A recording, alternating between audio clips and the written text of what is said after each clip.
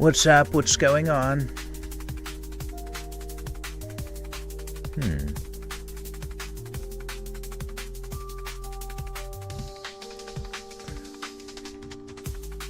Guys, let's test the time in which it takes people to respond. I'm gonna say bug. I'm gonna say the word bug, and then you're gonna say bug back. Ready? 1, 2, 3, bug. Okay, that was pretty quick, honestly, Mikey. Okay, dude. So YouTube. bug. I told the bugs about you and what you did to me. Next time you go out in the forest, you're done for. But cool. Yeah, YouTube did some updates, I guess, to the thing. I don't know what they are, and I might have made all that up in my head, but sometimes it's good to make up a reality in your mind just to make everything okay, you know?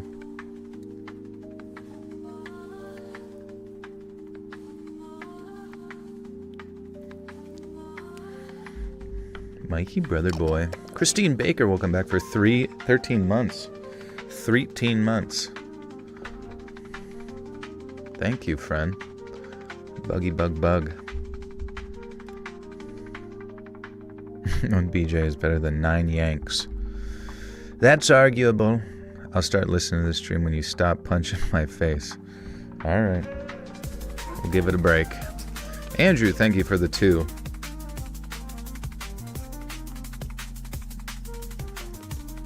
Hi Joe, I'm here. I'm late. No, it's okay. You're late by 2 minutes. If it was the military, you'd be court-martialed here. You're promoted. Currently doing Inktober prompts, and today is reckless. I'm drawing drunk SpongeBob. You know.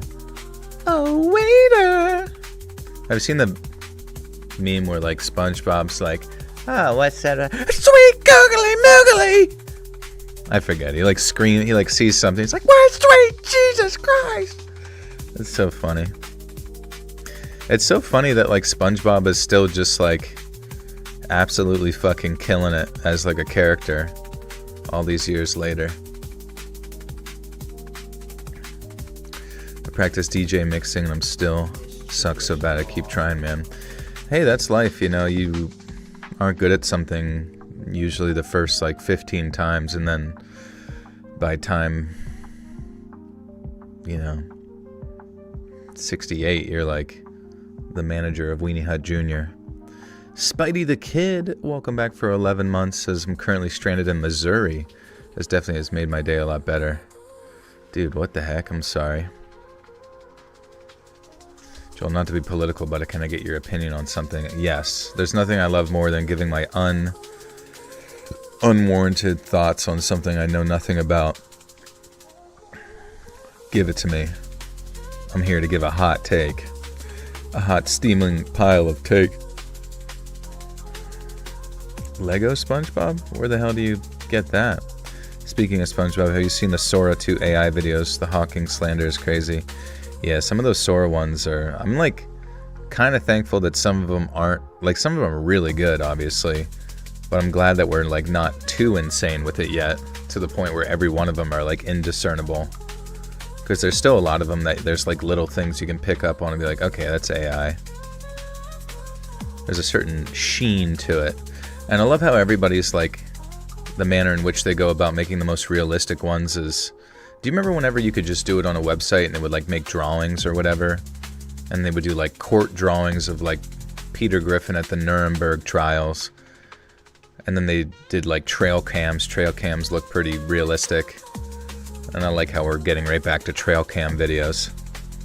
That's how you know an AI model is like in its early stages, is the trail cam phase. Everyone in this town is in this Taco Bell drive-thru, I swear. Dude, it's good for you. I hurt a tendon in my ankle and I don't know how. Oh, I'm sorry to hear that.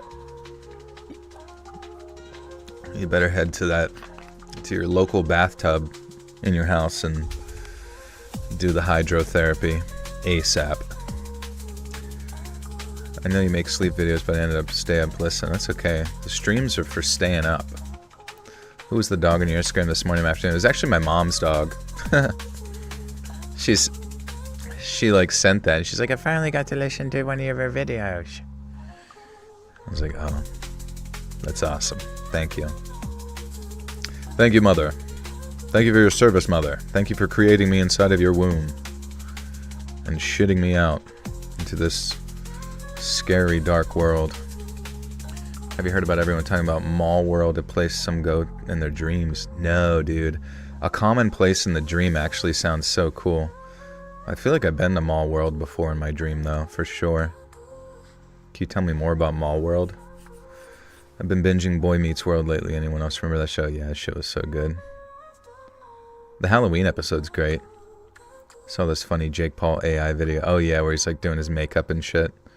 Did you hear about the medic helicopter that crashed on the freeway in Sacramento right by where I live? So tragic. No, I'm sorry to hear that.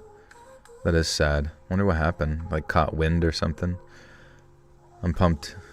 Enjoy the stream and not have to work because my shift changed. Nice, dude. Oh yeah, Hootie, what's up? Good to see you. Sora 2 AI has been bringing old home video creepypastas to life, so it actually looks like someone recorded a lost episode of SpongeBob with his eyes bleeding. It's insane. That's awesome. Does Sora have like a lot more freedom than like other AI videos? Because it seems like I've seen a lot of people making stuff that, you know, normally you wouldn't be able to get away with making. What's the song in the background? It's just from... I can link the playlist. It's just like a liquid drum and bass playlist. I've seen the water slide effects, toilets and water slides in Tsunami. Many such cases. Is that where they're making gay Jake Paul with? I think so, yeah. It looks very real, honestly. Honestly, I wouldn't be surprised if he's just doing his own makeup in his spare time, but they're very cheeky where they like blur out the Sora watermark on it. Wart, wart, wart. Jake is into it, reposts it, can't even tell the gay stuff he uploads is real or not. What if he should just make one himself?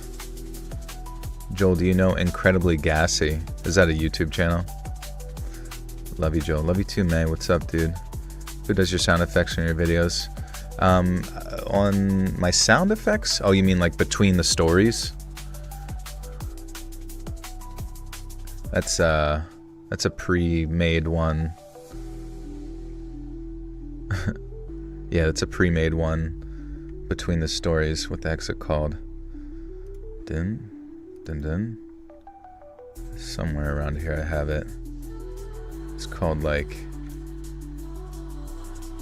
Where the flip is it? Oh, here it is. It's called ES_Dark Element 2 SFX Producer. And it was from a sound effects site that I had worked with a long time. What's up, Justin? Is this about little kids or teenage kids? I don't really know, honestly. Could be everybody. Could be adult kids, too. Sometimes people just don't change. Where does your animation come from? Do you create it? Love surfing in the woods? Yeah, that's Robin. Robin Mikalsen. He's the man.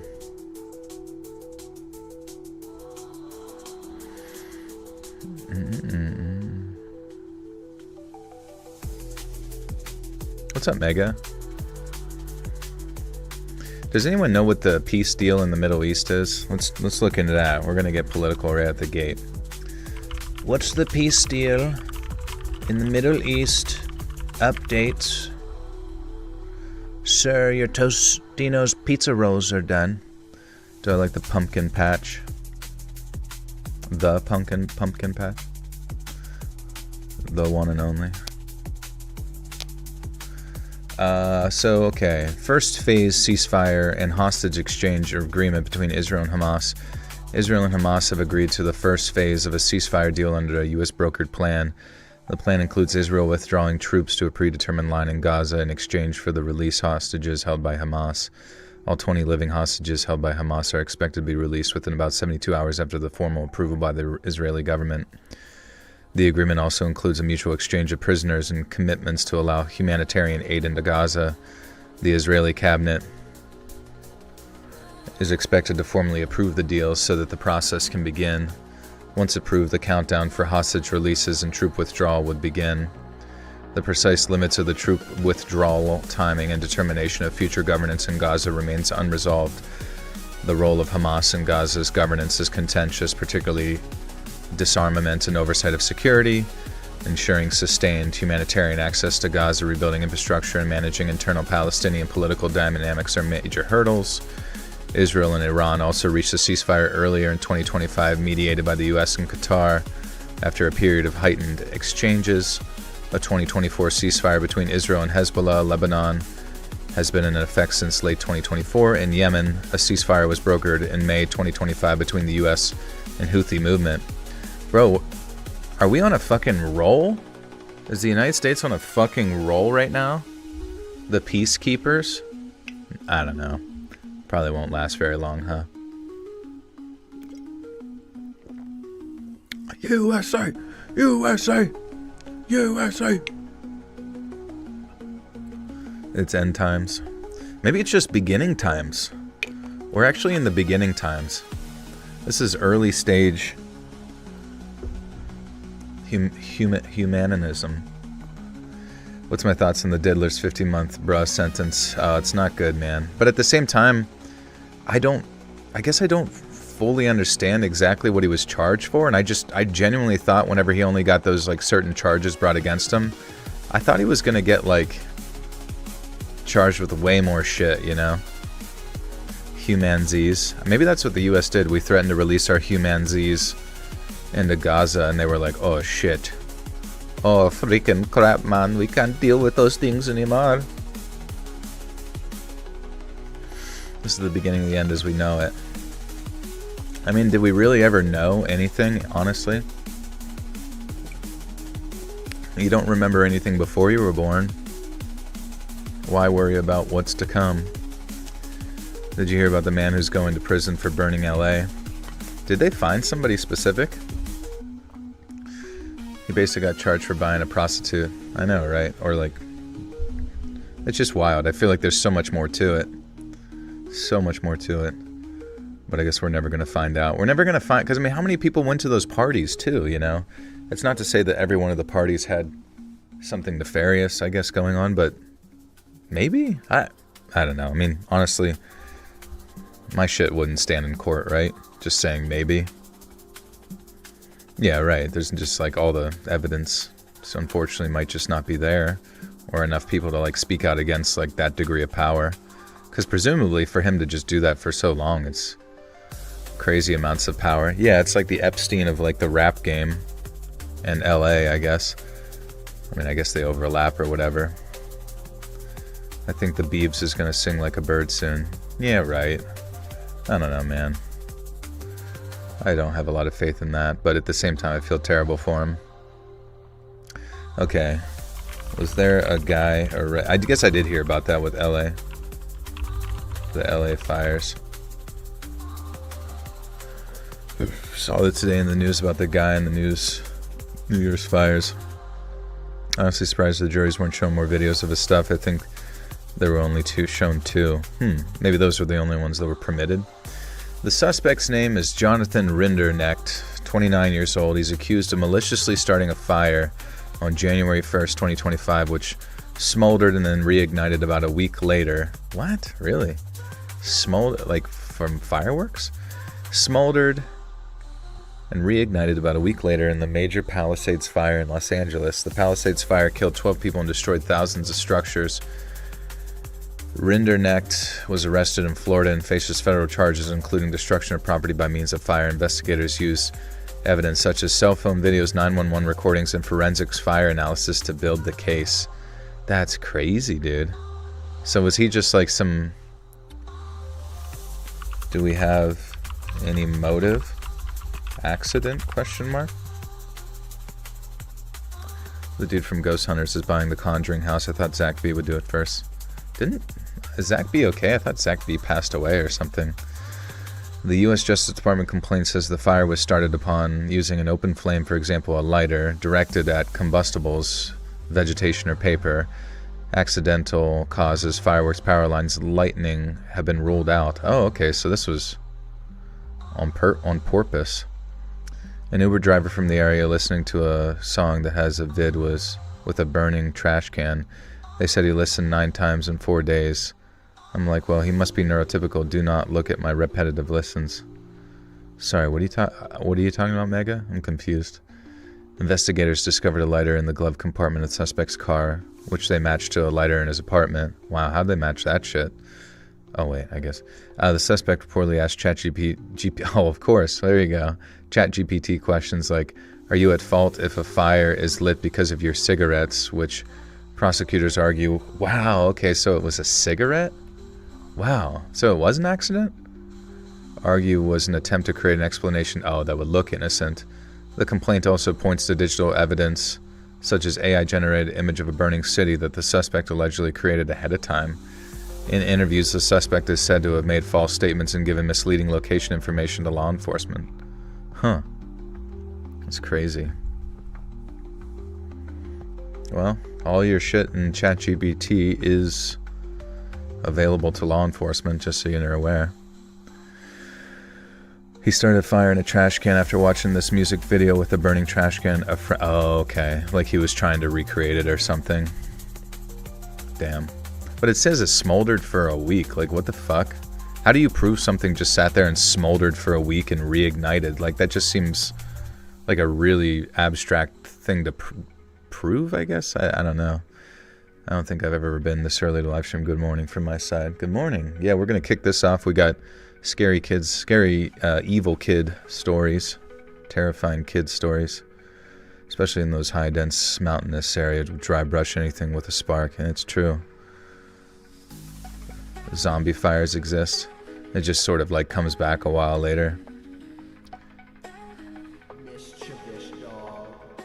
Mike and Ike, welcome back for 13 months. What up, Joel? How many stories we got tonight? We got I think we got like 6. The black-eyed kids. They might be in here. The only thing I know that would smolder for a week is a certain mushroom in Alaska and the campers used for fire. 6, 7. Alright. Let me put on my orangeness. Also, I recorded like 3 projects for the No Sleep podcast. So if you are unawares of my involvement with the No Sleep podcast, I am over there if you ever want to check them out. All of their stuff is amazing, as always.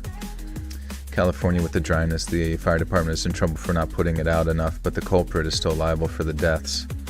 Damn, dude, can you imagine that? Just something as like innocuous that you would never think about. I don't know, man, it's very strange. I wonder if, like, my mind always goes to conspiracy stuff of like Patsy shit. What's the No Sleep podcast? It's basically like creepypastas, but like high production, anthology, like just really, really high production stuff with good voice actors, good writing. I can't believe you never heard of the No Sleep podcast. It's like definitively up there. They unfortunately just don't have like a really big YouTube presence.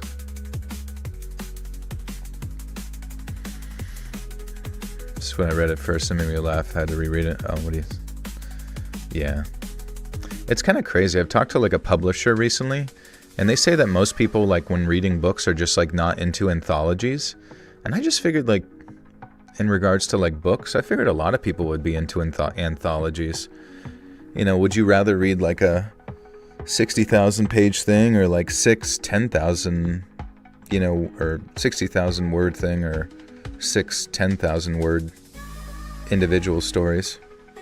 Spotify, yeah, the No Sleep podcast is on all the major podcast stuff, like Spotify. Am I still narrating on Chilling app? I am not. No, I kind of got away from that.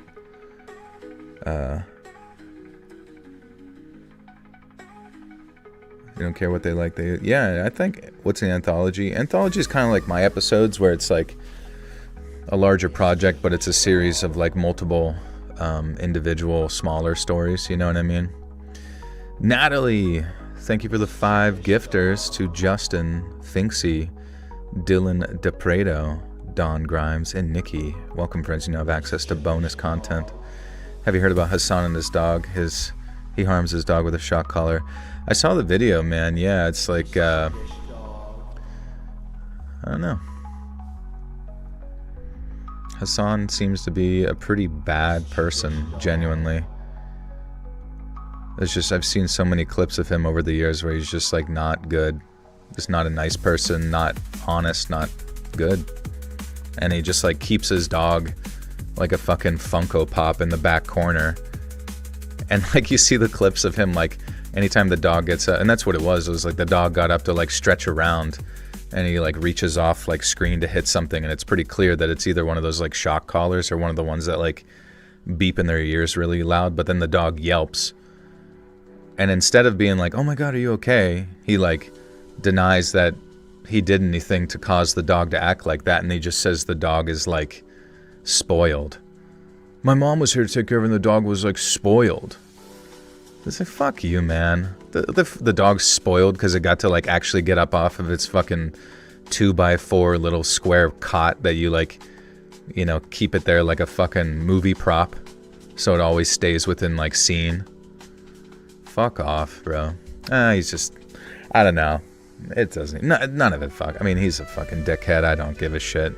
He'll just forever like be that thing. Sit there and obfuscate and lie, and all of his audience will still like him. Whatever, dude.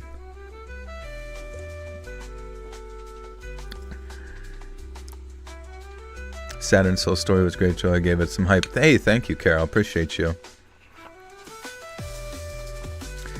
Animal users are the embodiment of evil. Well, I mean, just like he in general is just like everything he stands for is generally like not nice ever, you know?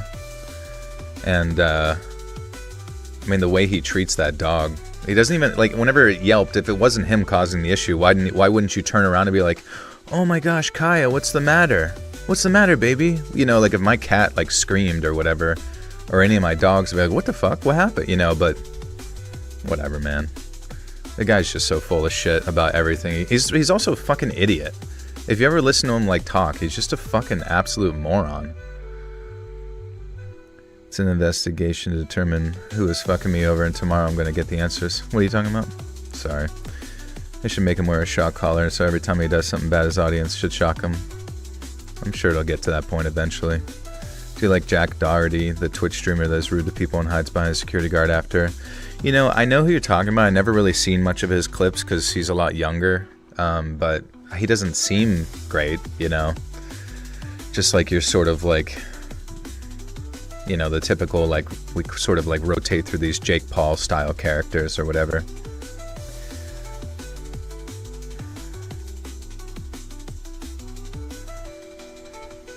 Yeah, Hassan's just like some leftist political streamer person.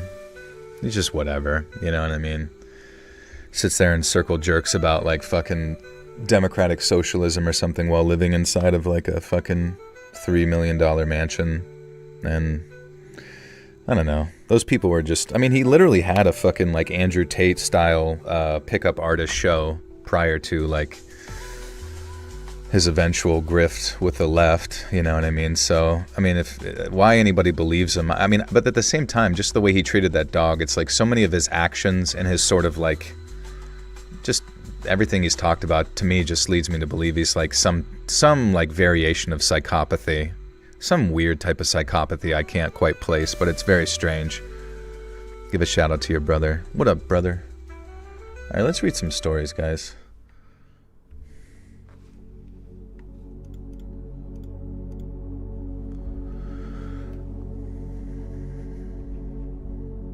How was my day? Today was good, honestly. I had some business meetings. I got to talk to some people about concepts related to potentially doing like a published book type thing. Obviously that's like in the very early stages of that, which is cool though, just even being able to talk about that with somebody. And then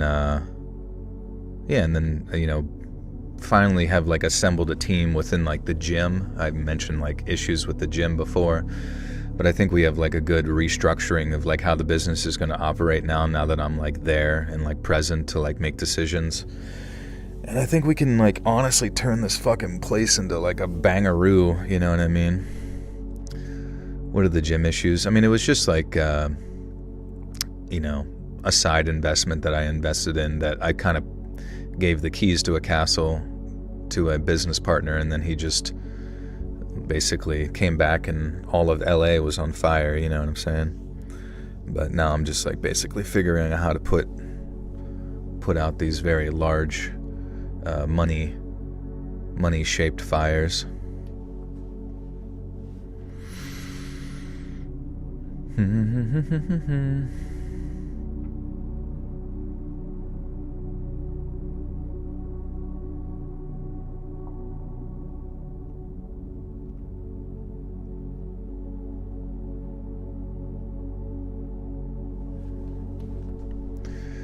Alright, anyways.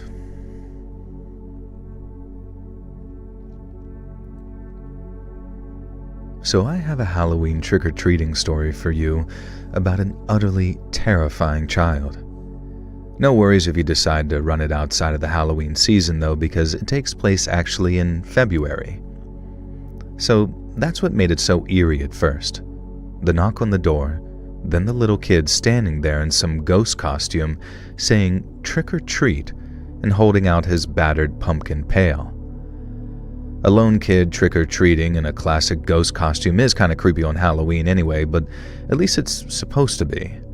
This was a Friday night in early February, 9 p.m. exactly. Now in that moment, I was just a bit speechless. I couldn't see what the kid looked like under his little sheet ghost costume, but he was the height and build of a small 6-year-old. He sounded like a boy, and I just kind of dumbly repeated, "Trick or treat?" at him, and he nodded enthusiastically and said, "Yeah," and shook his little bucket in such a very endearing way. And when he shook it, I could see that he had some other candy in there, I guess from my nearest neighbors. See, I lived in a very rural suburb property when this all went down, and the houses weren't super close together, but far enough apart that a kid could feasibly walk around the small neighborhood trick-or-treating. At least, that's how the kids did it on Halloween. I hadn't really dealt with one in February before, nor one lone kid this little who wasn't actually accompanied by his parents. I told him to just wait on the porch, and then closed the screen door and went back inside, and pulled up some Reese's Pieces and put that bag inside of his bucket. And the little kid thanked me, extremely politely actually, and then said, "See you tomorrow, mister." Oh, you would you? I thought to myself. And I spent the next day occasionally sort of laughing to myself at what a clever little scam this kid had cooked up. It was a friendly neighborhood. Who was going to say no to an adorable tiny sheet ghost trick-or-treating in February? And it was so silly and so obvious that it was almost surprising to me that more kids don't try this. And by telling me, "See you tomorrow," he'd given me fair warning to make sure that I had a fresh stock of candy in. And I made sure to grab extra while I was at the store, actually. And it vaguely occurred to me that as a guy who lived alone in his mid-30s, giving candy to strange lone kids could probably end up being an issue. And I figured as long as the kids stuck to the porch in full view of the neighbors, and since everyone in the area knew each other, it would be fine to give the kid a little bit of candy for his little scam. And besides, my girlfriend stayed over some nights, and she was just away for the next while. But I didn't expect this scam to even last until she got back. I figured that there couldn't be any harm in actually entertaining it. But boy was I wrong. But in ways that I couldn't ever predict. Now that night at 9 p.m. on the dot, the doorbell rang and the little sheet ghost kid stood there. "Trick or treat, mister." And then he held up that pail and shook it. He had a decent haul already, it looked like, although a decent haul.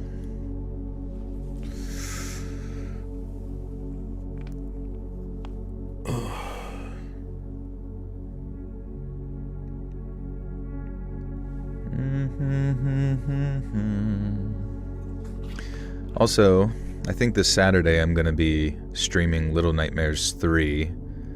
I think that actually comes out tomorrow.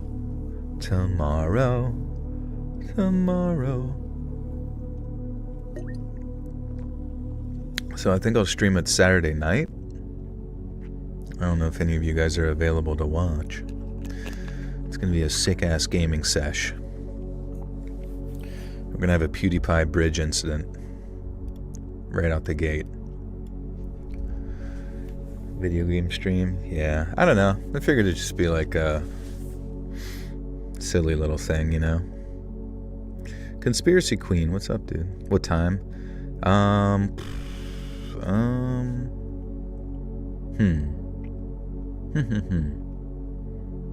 What time should we do it? Maybe like... Well, shit, actually it's a good question because I think the game is supposed to take like 9 hours to beat. Sorry about that. So, I mean, what do we go? If we started at like 7, maybe like 7 or 8?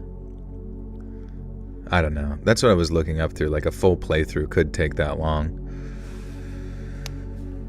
Maybe 4 p.m. Well, that's true too. We could start a bit early. Don't apologize. Go louder. All right, I'm sorry. I'm sorry for being sorry. Please stream it, Mr. Coach Joel Sir. Mr. Gaming Coach. I'm going to a pumpkin patch in the morning, but I'll stop by later. Okie doke. You gonna play it all in one stream? I honestly think I might, or I'll just play it until we're done and then we'll never see that game again. But just to give you a heads up, maybe I can even do like a community post or something the night before. So we watch you play, or we watch the game as you play it. I guess both of what you said. You're gonna watch me play it, and you're going to watch the game as I play it. But no, I'm not going to be on screen or anything like that, but I'm just, yeah, you know the deal. You'll be at a wedding. That's cool. Whose wedding? Wadang. Iris, what's up, Iris?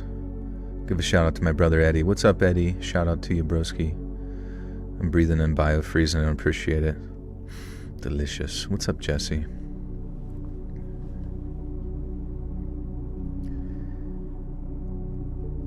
He had a decent haul already, it looked like. Although we're... Oh my god. Oh my god. He had a decent haul already, it looked like. Although, Jesus Christ. My brain is so broken. Fiance cousin excited but sad I'm missing Saturday stream. It's all good. We'll figure it out. Oh, you got a photo shoot tomorrow? That's interesting. What's that for? Joel comes on screen wearing his bling ghost face mask. That would be actually a ghost face mask covered in like bedazzled diamonds would be sick as fuck. I want to see that in a rap video. What's up, Caden? He had a decent haul already, it looked like, although nowhere near close to what he'd gotten on. Okay, Jesus, I cannot wrap my head around this for some reason. He had a decent haul already, it looked like, although nowhere close to what he'd have gotten on Halloween. I laughed, nodded my approval, and then dropped some candy into his bucket, and he thanked me and left with another, "See you tomorrow, mister." Now this ritual repeated itself for the next week, and by the time the following Friday came around, and the doorbell went to ring at 9 p.m. sharp, I was starting to get a little frustrated, actually. My girlfriend was set to come back into town the next day, and I had to actually get her from the airport, so I needed to be up at like 4 a.m. And I'd also somehow convinced myself that this kid's candy scam, no matter how sweet and endearing it actually was, would last exactly 7 days and be over by the time my girl got back. I hadn't mentioned the weird ghost kid to her in our calls, and now it felt kinda odd having to explain that a kid was trick-or-treating at our house almost every night in February, and yeah, it had been happening while you were away, and no, I didn't mention it because reasons, I guess? Really, I could have just explained exactly that, but that I expected... What? Really, I could have just explained exactly this. Okay, so that's part of the same sentence. Dave's Hot Chicken and Chill? Dude, that sounds yummy wherever that is. I'll take some chicken. Can you shout out my best friend who I've been friends with for 20 plus years who passed away on Monday? I'm having a really tough... Oh, yeah. I'm so sorry to hear that. Seriously. I honestly couldn't imagine, but I pray that they rest in peace. I saw a proper and actually scary game. It's called At Dead of Night. Have you played that one? No, I haven't. Her name was Devin. Okay, rest in peace, Devin. Devin will watch over you. They still make music videos, I do believe. You get McDonald's, let's go, bro. Let's go. Really, I could have just explained exactly this, that I expected the kid to get bored before he did, but I was looking for reasons to be annoyed that night. Now, when I opened the door, the kid said his usual trick or treat and held up his bucket. And when he shook it, I saw that he had a whole bunch of candy this time. Now, I rolled my eyes and said something about how the scam was clearly paying off, buddy. And the kid made a sort of confused, huh? And against my better judgment, it caused me to snap a little. I told him that it had been cute and funny to start with, but that I'd give him a bunch of candy so he could at least respect my intelligence and acknowledge that it's an actual scam. And I told him that you don't trick-or-treat in February, and asked him to confirm that he knew it wasn't actually Halloween, right? And when I asked this question, the kid then lowered his bucket, and then lowered his head, like he was sad. And through his little ghost costume, I just heard him mutter that I wasn't supposed to ask that. Now, a little bit of a chill ran down my spine as I suddenly realized that this felt like I was in some type of r/no sleep story. And goddamn, if only it had been some kind of supernatural curse story, then maybe I wouldn't be dealing with the injuries that I have to this day. Instead, the kid looked back up at me through his little ghost costume and began laughing in a way that was clearly tormenting and cruel. And then I heard a creak from the porch on my right, and another much older kid stepped around the side of the house and said, "You don't ask that 'cause I said so." And then before I could react, this tall, wiry teen started to punch me with some kind of knuckle.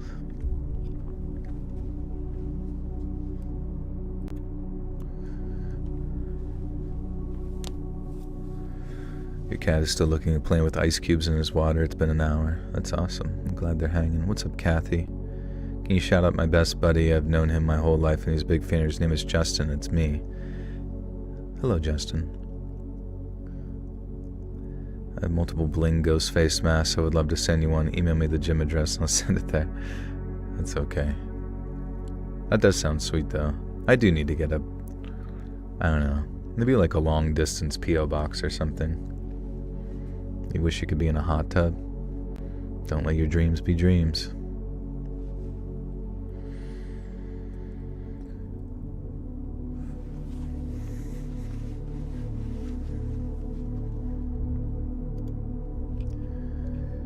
And then before I could react, this tall, wiry teenager started punching me with some kind of brass knuckle made out of a chain. And the blows were agony. I immediately fell to the ground, and then took a flurry of these kicks. And the whole time I could hear that obnoxious ghost child laughing and hee-hawing with... Hee-hawing. And the whole time, that obnoxious ghost child I could hear laughing with some type of glee. I've been so blindsided by the attack that I hadn't even thought to yell or scream. And now I finally did, and the teen attacking me responded by stomping on my spine, kicking me in the ribs, and leaping off of the porch. I vaguely saw the little ghost kid climb onto the teenager's back like some type of piggyback ride, and then they run off into the darkness. And as quick as I could, I started to drag myself to my feet and called the cops. They got there surprisingly fast for where I was and eventually accompanied me to the local hospital so I could get checked out. I had a couple broken ribs, and my spine's never been quite right since that attack, I think. The cops said that it was the third similar report of kids doing this in the county, and when we checked with my immediate neighbors, none of them had actually been visited by the ghost kid or his violent older brother. And so it seemed like the whole thing had been targeted at my place. And at first, I was just completely baffled. Hee-haw. I was baffled. Fan mail headquarter. Where should I do it? Hey, Ella, no worries. Thank you. Thanks for hanging out. You need a repurposed horse water trough as a hot tub for winter. That would be sick. Hee-haw. No cap.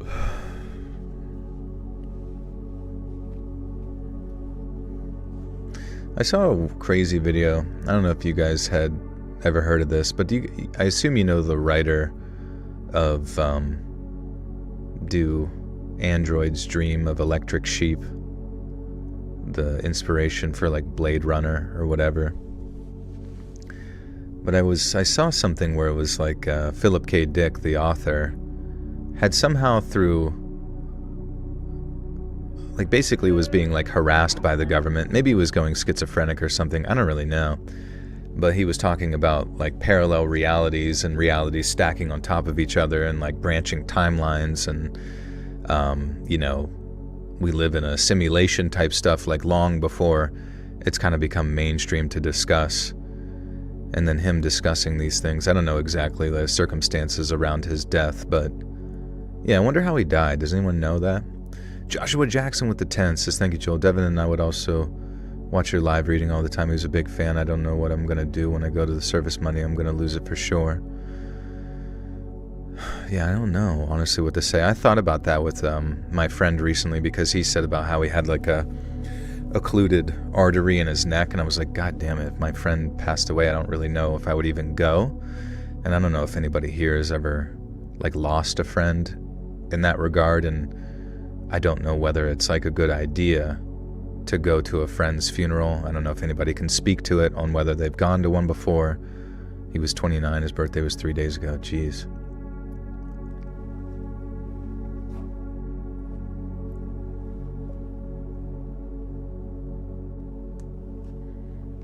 Yes, of course you go. Okay, yeah. Okay, yeah, I was gonna say, I don't know if like it's like healthy to like go to those things, or if it's maybe too much, you know what I mean? It's necessary to heal. Okay, that does make sense, yeah. Philip K. Dick was convinced the government was surveilling him, and when he got access to the file, it was all references to him calling them about the surveillance. Oh. So you think he was just like going nuts or something?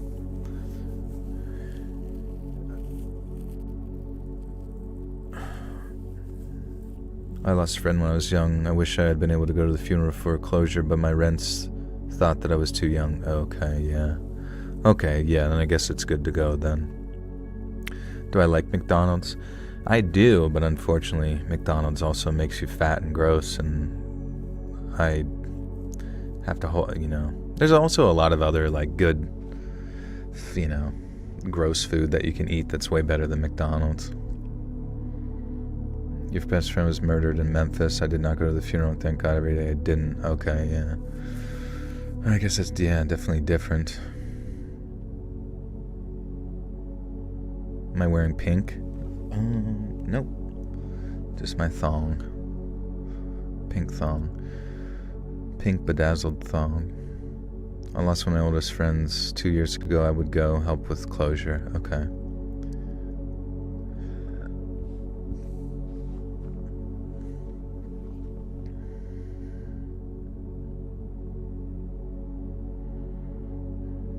My bestie since 6th grade just passed last November. I was devastated, but pulled myself together for her family, and we were all really tight.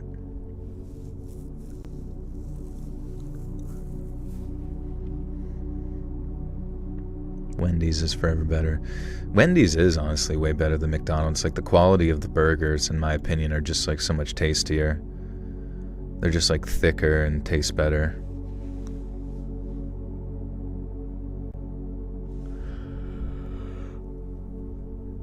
At first, I was completely baffled, because the kids didn't steal anything.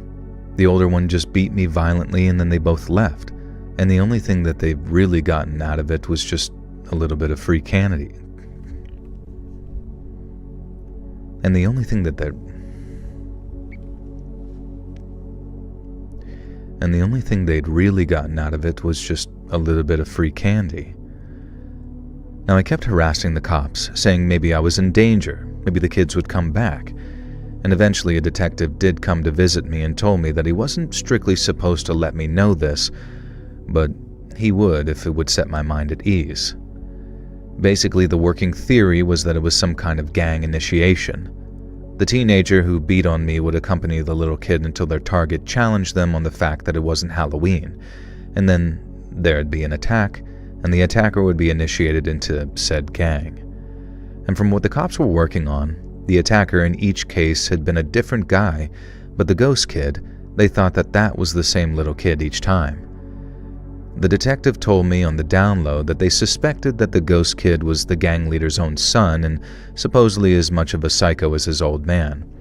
And so this class act was getting his own little kid to lead these little gang initiations, and I'd just been an unknowing schlub. And I'd just been schlubberized. The Wendy's in my neighborhood has something messed up with their fryer. I avoid it. Really? They just never fix it. My friend passed away 2 years ago from drowning, and 1 year earlier his brother passed away from getting shot. I only went to one of the brothers' funerals. Seeing him there in his coffin crushed me. Yeah, fuck, man. That's what I'm saying. I just generally don't know if I'd be able to look at someone that I knew, like that young, or, in general. Anybody got updates on the UK digital ID? What are you seeing over there? Yeah, what is that kind of like? That's so stupid, man. We always just get some bullshit. The government just never fucking stops.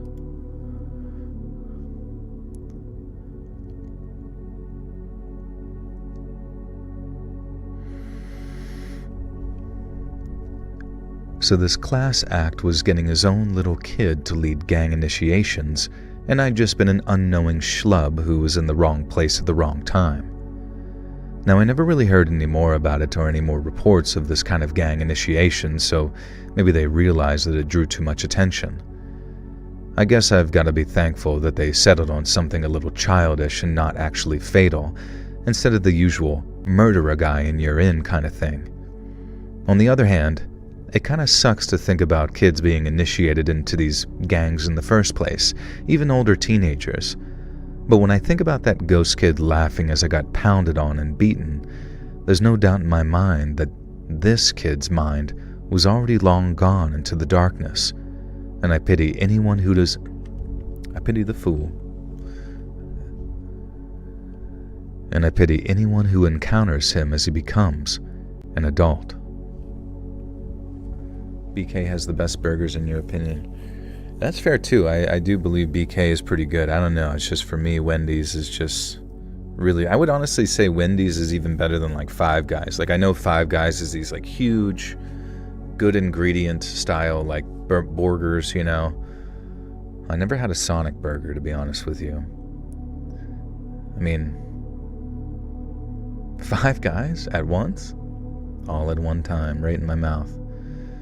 Just found out a couple of days ago the owner of where I rented for years put the place up for sale, so I have no idea if I'm going to move or not, or when. Been here 25. Dang, that's a long time. Well, I guess, yeah, I'm really sorry to hear that, but now's the time to plan, just in case. Try to find some alternative direction there. Five Guys is mad expensive if you're getting a burger. That's true, too, yeah. Dairy Queen is actually solid for burgers. I do agree, yeah. I've had some good... I guess a lot of people sleep on Dairy Queen, true.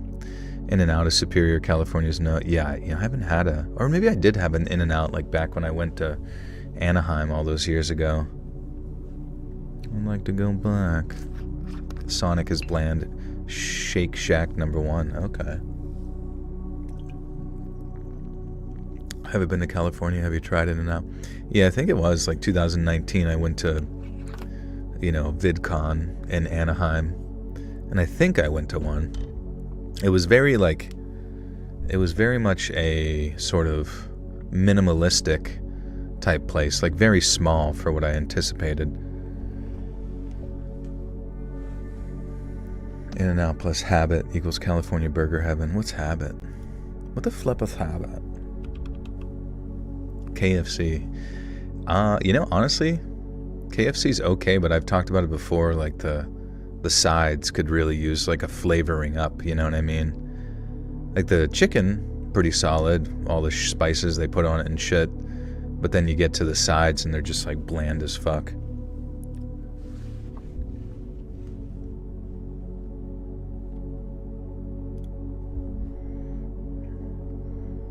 So I've got a story for you about a time when I was a young kid myself and we encountered a strange child.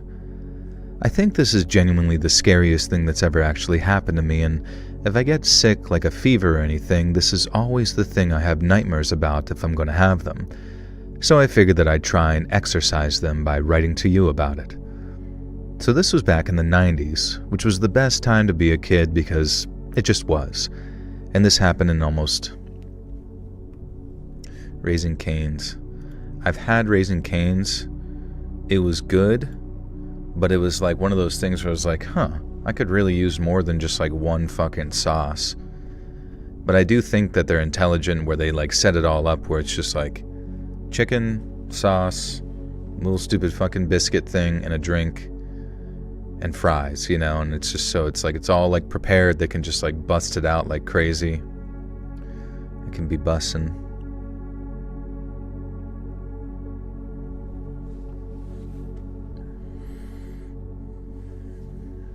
We bussin'. This happened in like 97, and life was just simpler and more relaxed back then. Things really changed everywhere after the beginning of the 2000s, and I think we all know why, and it's not just nostalgia talking. For me, things changed before that in the summer of 97. Wait, what does it say? For me, things changed before that. I see.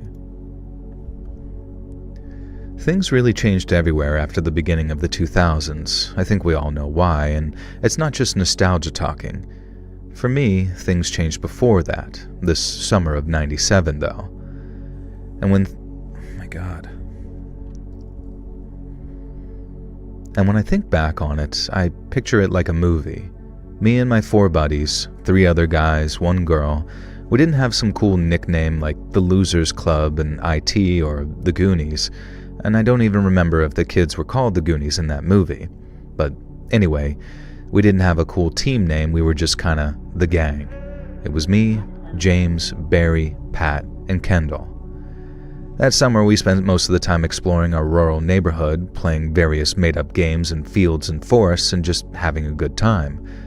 We built a fort, we made a dam, we rode our bikes, we had picnics. We were all aged 8 to 10 and wanted the summer to last forever. Or at least until our quarters ran out at the arcade, or it got cold, or one of us almost died. Unfortunately, it's the last one that brought an end to our summer. Damn, I don't know why I'm really struggling to find a flow with this one for some reason. Cheese Wizard with a 20. Feast, my friend. Get all the sides. Thank you, Cheese Wizard. Appreciate you, bro. I'm gonna get the mac and cheese. Gonna get the biscuits. Thank you. Everyone who isn't from Texas says Whataburger is nasty, though. Huh. I don't know. It's been forever. What a burger.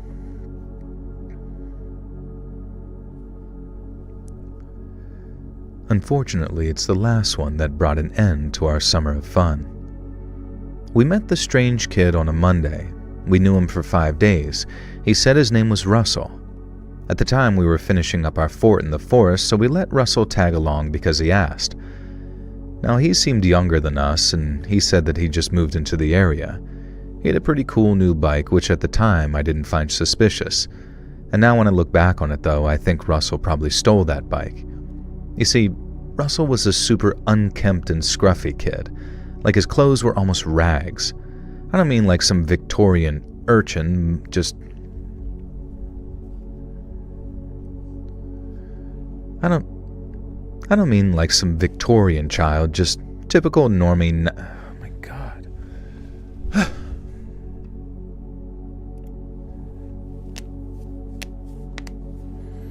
Okay. It's just like so hard to lock in on people's like flow. I don't mean like some old Victorian kid, just typical normal 90s kid clothes, but they were super torn and dirty and hand-me-down. It made Russell look like he came from a family that my sister would have called dirt poor. Russell came to hang out with us every day that week and disappeared at dinner time like clockwork. Now, when Barry and I mentioned Russell in front of my mom, she said that she thought that he must be part of the farming family who'd moved into the farm down the way. He wasn't, as it turns out, but it was a good guess. He was just some other random neighborhood kid who'd recently started hanging around. On Friday, Russell begged and pleaded with us to come with him and see something cool that he'd found. We had plans to carve our initials into the trees that day, but it could wait, so we let Russell lead us around the outskirts of some fields that we weren't really supposed to cut through. Eventually, after we crossed through a tiny... Today, Junior.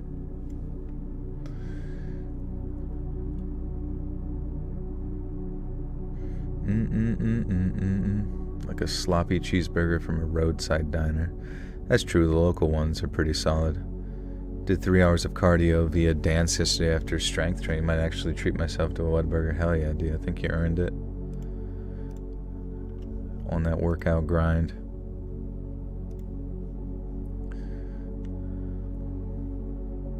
I spent $30 for the beef and cheese and have a 6 burgers each for 4 people for 50, but yeah, I agree. You could just make it yourself.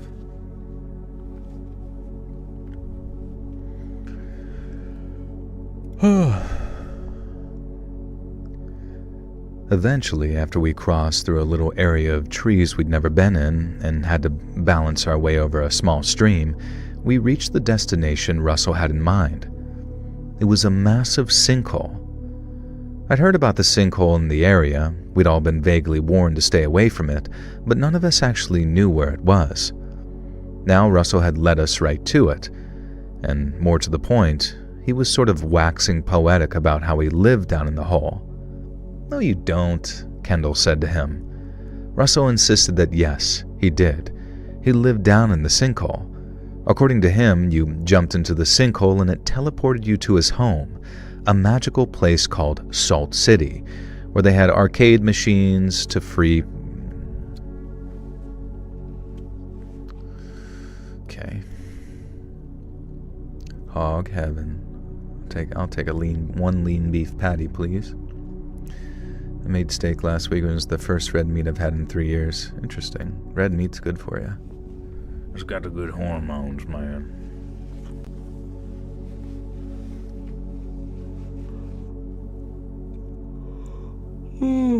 Take me to Salt City, please. One ticket to Salt City.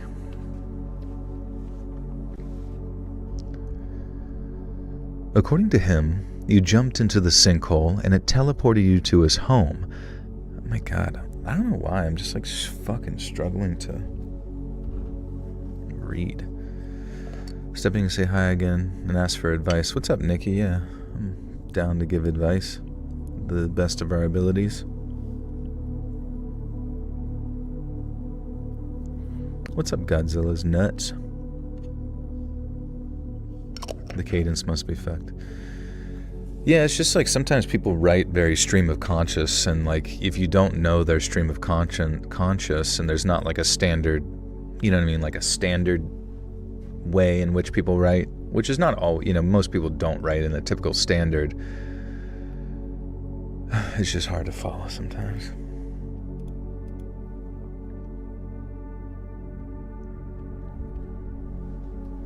Obviously, on a second go, it's fine, but I gotta get everything perfect right out of the gate.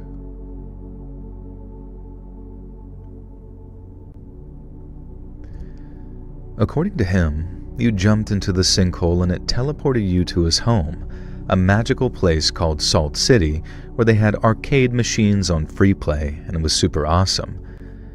And then he said he'd show us, as long as one of us jumped down the sinkhole. Of course, we all knew this was insane.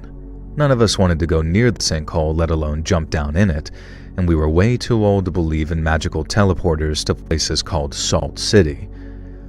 I guess Russell had heard the name Salt Lake City? Fuck.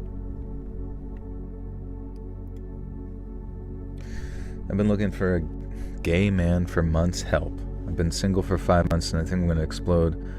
But I know I don't need a partner to feel more masc or male. I don't really know what the advice is per se that you're asking. Yeah, no, don't. No advice for that. I'm sorry.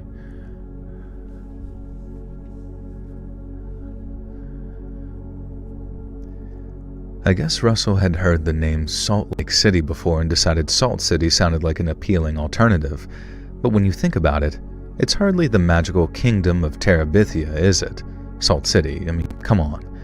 Now anyways, Russell was hooting and hollering about the Salt City this and Salt City that and demanding that we jump down in that sinkhole to go there with him. At first, it didn't dawn on us to ask why Russell wanted to throw ourselves down a hole, which would most certainly result in our deaths. So we started playing along, grilling him about this Salt City as we walked around the edges of that sinkhole. Not too close, though, vaguely aware that there was a danger Russell might try and push one of us in. Why wouldn't he jump in, we asked. Why wouldn't he jump in? How do I find gay men safely without finding... I don't know, man. Probably just need to make friends with normal people your age and not worry about that kind of stuff. Just live life, you know what I mean?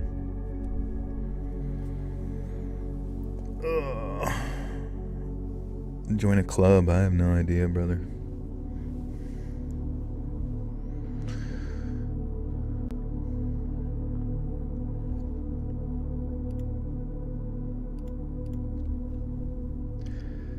Why wouldn't he jump in, we asked. Why wouldn't he jump in, we asked? Because he was saving the teleports for us, he said. How did he leave each day to come play with us? Magic, etc. And it was all just complete nonsense. And eventually Kendall whispered to me that maybe it was a bit dangerous that Russell wanted us to do this and we should probably tell an adult. I agreed, so I tried to get the other three to come with us. James had gotten real argumentative with Russell though and was trying to get him to jump down if he was so insistent. I whispered to James that if Russell actually did it, we'd be in a lot of trouble, and that's when I think James finally grasped the gravity of the situation. Russell was trying to persuade us to do something extremely dangerous to ourselves, and any kid who would do that wasn't someone we wanted to be friends with, obviously. We decided to leave Russell to his little hole, and eventually, Russell got a really angry and belligerent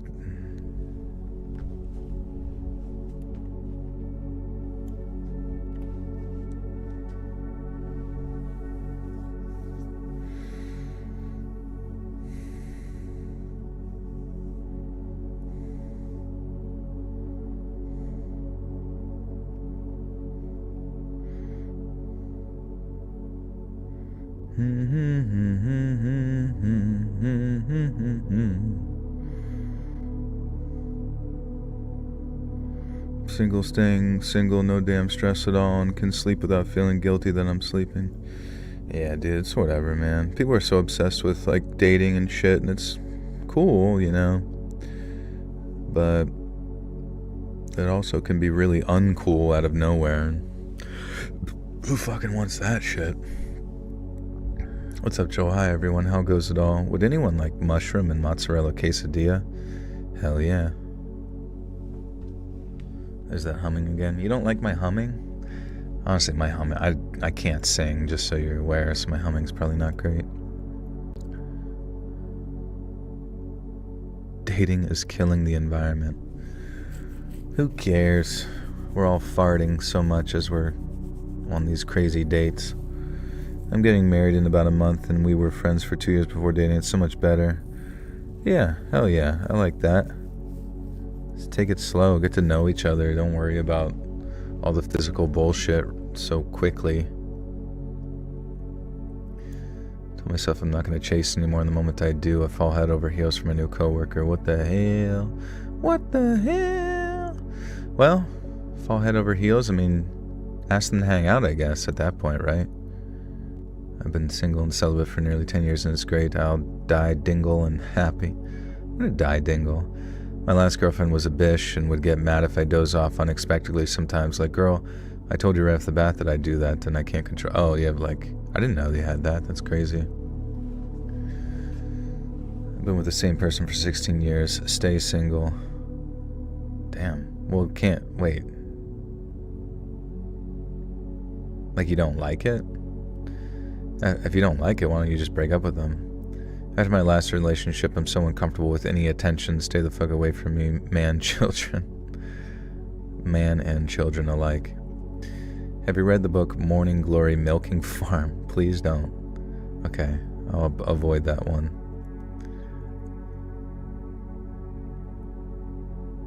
Married 25 years, it's awesome. See, that's cool. Let's not talk relationships. That's fair too, yeah. There's really not much to say. It's like people either really like it or they really don't, and that's pretty much life, you know. I was in K-pop Demon Hunters. I was the voice of Smooglewarts. We decided to leave Russell to his little hole, and unfortunately, Russell got really angry and belligerent about this, and tried to grab James and actually drag him back towards that sinkhole. Like suddenly this little kid went all feral, deciding I guess that he was gonna throw James down this sinkhole and be responsible for whatever came after. I have no idea. I do know that I realized James was in severe and immediate danger because despite being younger than us, Russell was stronger than he looked. He was manning the action. Damn, I keep like skipping syllables. It's so annoying. I don't know what's wrong with my brain. Russell tried to persuade us to do something extremely dangerous to ourselves. And, oh yeah.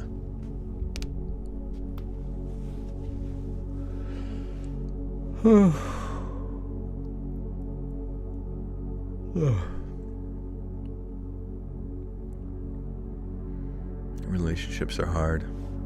Yeah, I don't really get it. Why is that? Why is it that like two people desiring some sort of romantic connection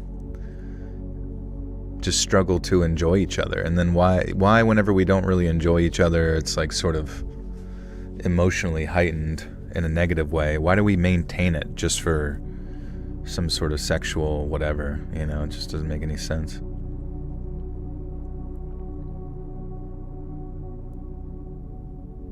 You're 18 years old and your boyfriend is 19, in jail for 5 years. I don't really see myself loving anyone after him. What? What the fuck happened? I have a huge crush on the clerk at my local store, hot and great taste in music. He calls me sweetheart, but I'm like so shy to talk to him, and that's so unlike me. Well, yeah, I mean, maybe you just, honestly, like girls are in so much power where you could just like ask them out, and unless they're like married or something, they're almost 100% gonna be like, sure, fucking, yeah, thanks. Been watching your videos for years, but I never watched the live stream. It's so silly, goofy hearing the reading recording. Yeah, thank you. And thanks for listening, appreciate you.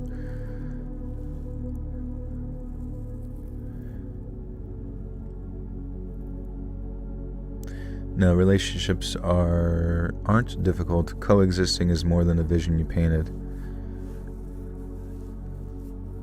That's true, I guess, yeah. Just other person's always going to be different, right? Why are men? I don't know. It's just how we are, I guess. Some relationships are hard because one is infatuated with the idea of what that person is rather than to see who they really are and accepting that that person is not for you. Just let it go. Right. It's also tough, like, when you very quickly realize that they just aren't that. Almost right out the gate.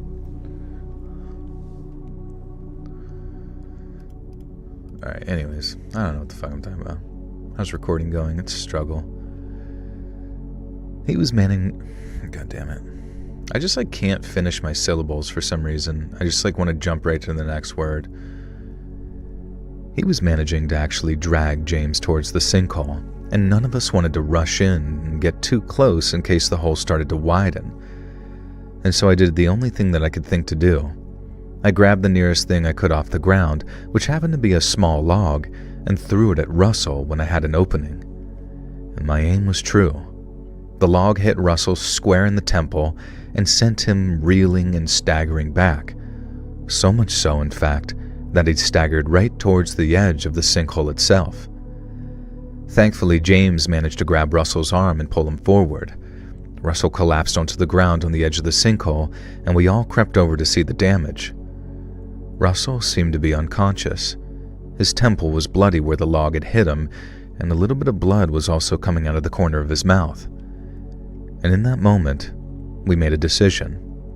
This kid had been trying to persuade us to do something incredibly cruel, and then try to potentially murder James. We had no idea who he was or who his family was. On the other hand, we'd get in a whole mountain of trouble if we told anyone that we'd been to that sinkhole, and it was our word against Russell's about what had happened. We decided to just leave him unconscious at the sinkhole and run away. Let me tell you guys, if you're ever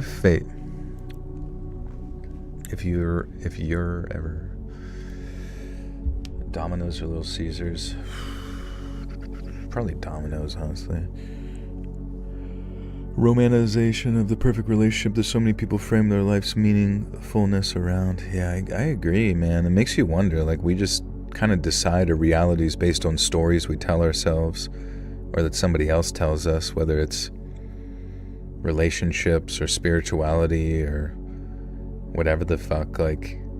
But if you really just like measure life, there are a lot of like absolutes, but I don't know. The fairy tales are really just that. The longer you're single, the more comfortable you are with it, and the harder it is to meet someone. I agree, yeah. Sometimes you just gotta exist kind of in parallel to one another and cross paths once in a while. What's up, Brian? How you doing? I thought the next scene was just gonna be like, we did the only thing we could think of. And they're like, 1, 2, 3, and they throw his unconscious body down into the sinkhole. Hey, thank you, Brian. Appreciate you. We maintain it because it's what we know and just accept it for what it is, I guess. I mean, yeah, that's all you can really do. And there's really no shame in it, having like a hope, but it's definitely good to have some like realistic expectations of another human being, or realistically even more so your life, you know. It's not always going to be good. If you can't accept me for when I'm summoning eldritch horrors, you don't deserve me at my bestest.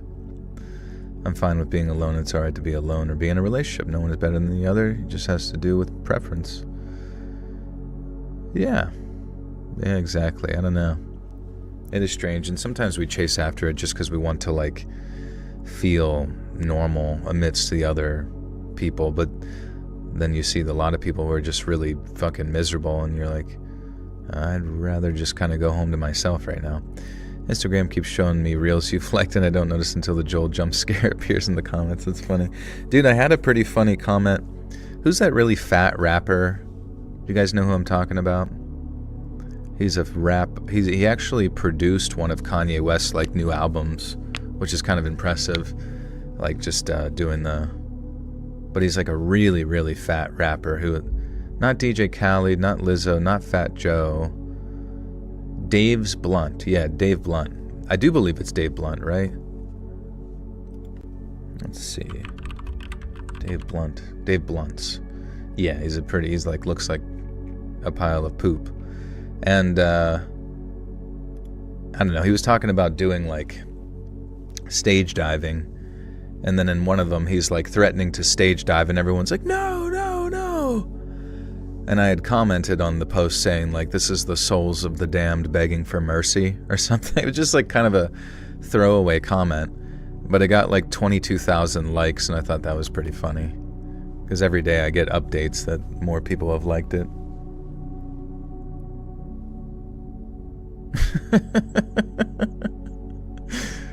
The one that wears the gas mask from performing. I'm not sure. I don't know. I feel like if you're that big, you shouldn't risk losing your breath. You know what I mean?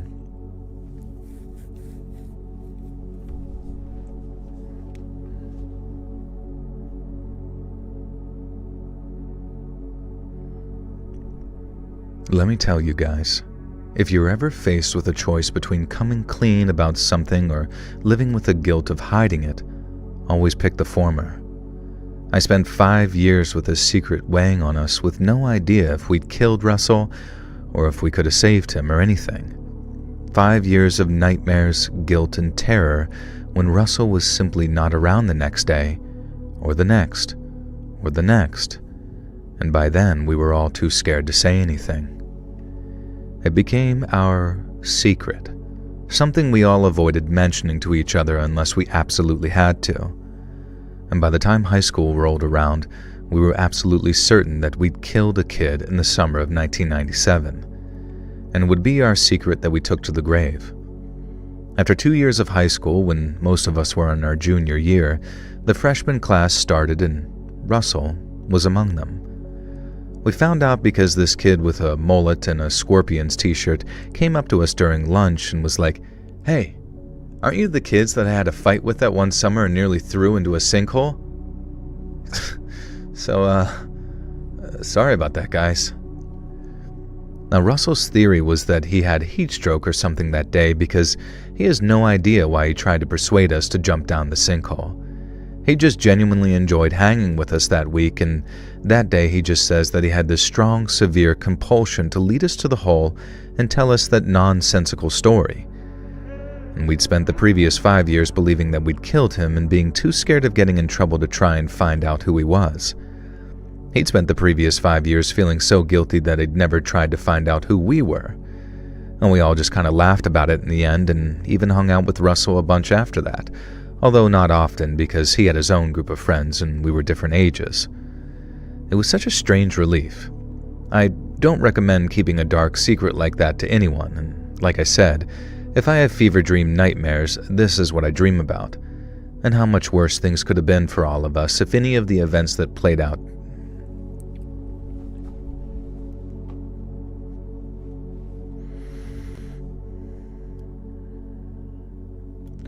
This guy with the 2, stay cool, cool cat. Thank you, friend. Good to see you. I swear I thought they were going to throw them in there. Dave Blunt is the rapper who wears his oxygen mask. Oh, the oxygen mask. I thought you meant like the gas mask. Okay. Yeah. Damn, dude. That's so sad. Because he's pretty young, right? And like, I don't know. Dave Blunt's, how old is he? Born in the year 2000. He's 25. Damn. 25 and like, he's large. Large merge. Grew up in Salt Lake City, Utah. Dude, is he Mormon? That'd be wild. When he was around 3 years old, he moved to Davenport, Iowa. He has 2 sisters and 1 brother. Their father died when Blunt's was 8.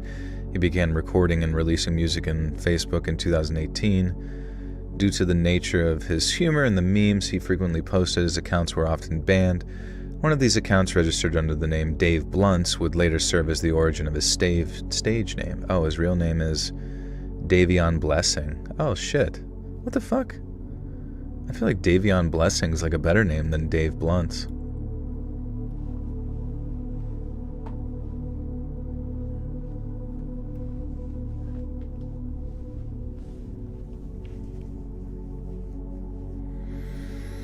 If we didn't have trauma, we wouldn't be here with Joel, who was also messed up. What? When did I get messed up?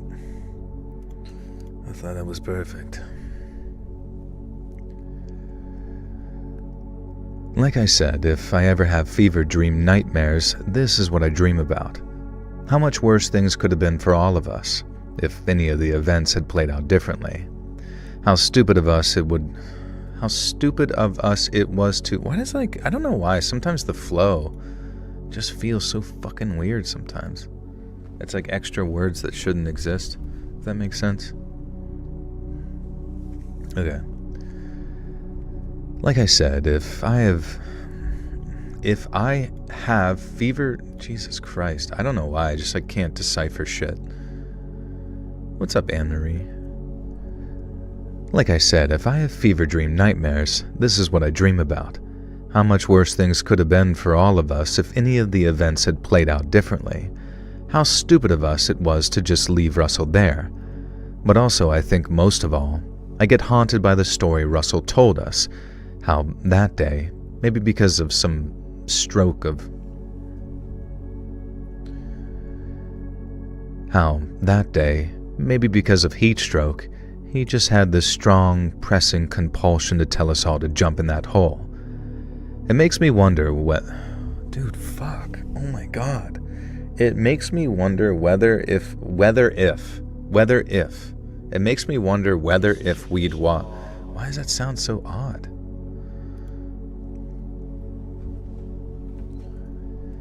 What's up, Ether? Jason Clemmer, welcome to the Buttersock Cult. You now have access to bonus content. Is the punctuation bad? Well, sometimes people will just like say their sentence or say a part of a sentence, put a period, and then it's like part of a larger continuation of communication, so presumably the sentence shouldn't end. Like right here, how stupid of us it was just to leave Russell there, but I also think most of us get haunted by the story Russell told us, how that day, maybe because of heat stroke, he just said, wait, where was it? It was like I said, if I have fever, dream, or nightmares, that's because of what I dream about. And then it's like, period. How much worse things could have been for all of us if any of the events had played out differently. How stupid of us it would have been. I mean, is that not still part of the same shit?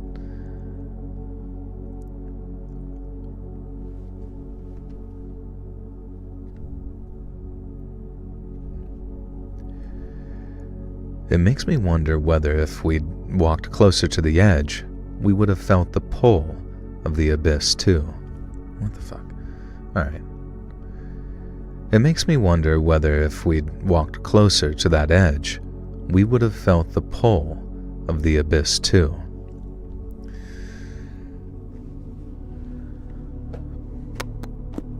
I mean, it's whatever.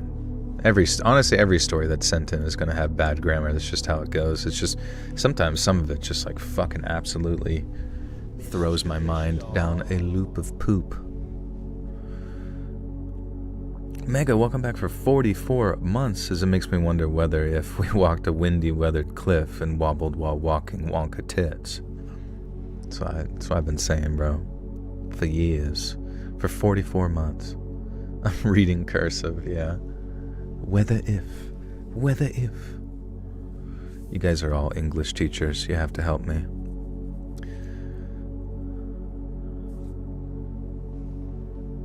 I really want to submit more stories, but I feel like none of my stories are scary enough. You gotta go live a scarier life. Join the army and send me a story. Just kidding.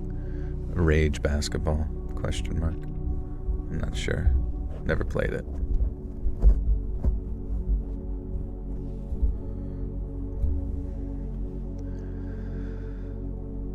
So I wanted to write to you today to finally share a story that happened to me when I was a little kid, back in the 1990s. It caused a big rift in my family at the time for reasons that you'll soon see, and it involved my single aunt, who was my dad's sister, and her daughter Serena, my cousin. My parents weren't married when they had me, and for a long time they said they didn't need some official piece of paper to show their commitment to one another. Well, eventually I guess they did in fact need some official piece of paper for some reason or another, so they decided that if they were gonna get married, they'd do it actually.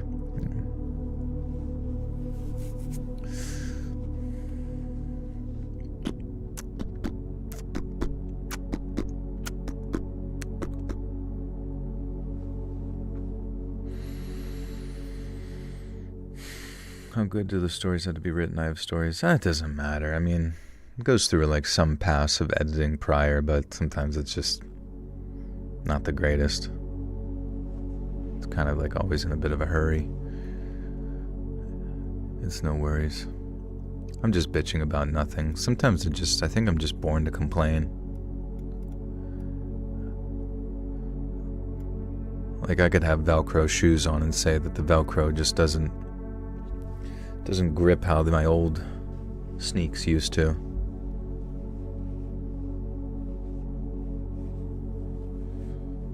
I complain, I bitch, I moan sometimes. This story. Well, eventually I guess they did in fact need some official piece of paper, for some reason or another, so they decided that if they were going to get married, they'd do it properly. I was a little bridesmaid and my own mom. I was a little bridesmaid to my own mom, and it was a little girl's dream. The whole day felt like some magic fairy tale. The only part of the memory that I have that feels more like a nightmare is remembering my cousin Serena lurking on the outskirts of the wedding, dressed in black and sort of scowling at me. I remember her whispering to me that it physically hurt her to be inside the church for the service, and then later at the reception, telling me that she never got... God damn it. God damn it. You ever had beef with any type of streamer or YouTuber? No, I don't really give a fuck about anybody's thoughts or ideas in their head. If there's anything that I say that upsets you, then you can go die in a hole. I don't care. You know what I mean? Like, just is what it is.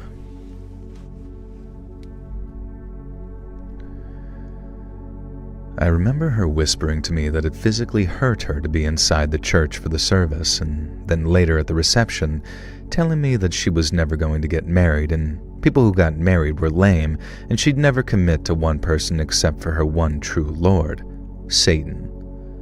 Serena was a 15-year-old emo teen. I was a 6-year-old princess wannabe, and so I believed every word my older and therefore obviously smarter cousin told me. Also, Mom and Dad had told me that I had to become friends with Serena because I was going to be staying with her and Auntie June while they went on their honeymoon, so it was like Serena would be my sister for a while. Serena had been there when they said this, and she acted very excited and happy about it, and didn't mention Satan or how being in church hurt her soul, or any of the insanity that was to follow. Her dressing in black was a bit of an eccentricity, my dad said, a word that I didn't know at the time, but I kind of liked. And he said that Auntie June had been like that when she was a kid too, and now Auntie June was the nicest, sweetest person we knew, wasn't she? Now, I agreed. Auntie June was lovely and nice and sweet, and I remembered Serena being nice and sweet too, and she hadn't worn black or even scowled the other times that I'd met her. And this was a recent thing. At the wedding, I asked her if it had always burned her soul to go inside a church, like she was claiming, and she said yes. But I knew that she had been at my baptism when I was a baby, and I never heard about her getting burned then. She told me that the only reason she didn't catch fire at the wedding is because she'd performed sacred rites to protect her soul from God. I didn't really understand any of this at the time, but I knew that I'd been taught that God was good and loving, so I was very confused why Serena would be scared of him. I think even at 6, I knew she was lying to some degree and maybe just sort of play acting. I definitely didn't take it seriously or think it was scary or even think much of it at all, though. Much of it at all.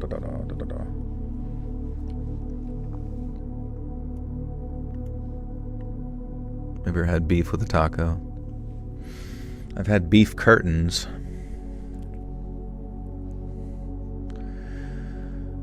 I just realized most of the time when I listen to your videos, I'm looking at diagrams of feet. Can you take a picture of them and send them in, please? Just kidding. Road rage roleplay. Just want to say I really love your voice. It's amazing. Also, was habitual to your spooky voice, but damn, listen, you'd be so casual. Boyfriend ASMR. That's funny. Seems like that's a big one everybody really wants. Where's the beef? Where's the beef?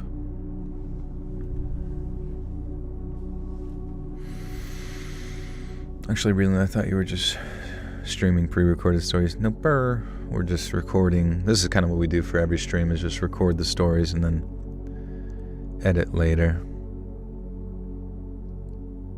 You want to hear Mad Driver, Joel? Yeah, it's pretty funny.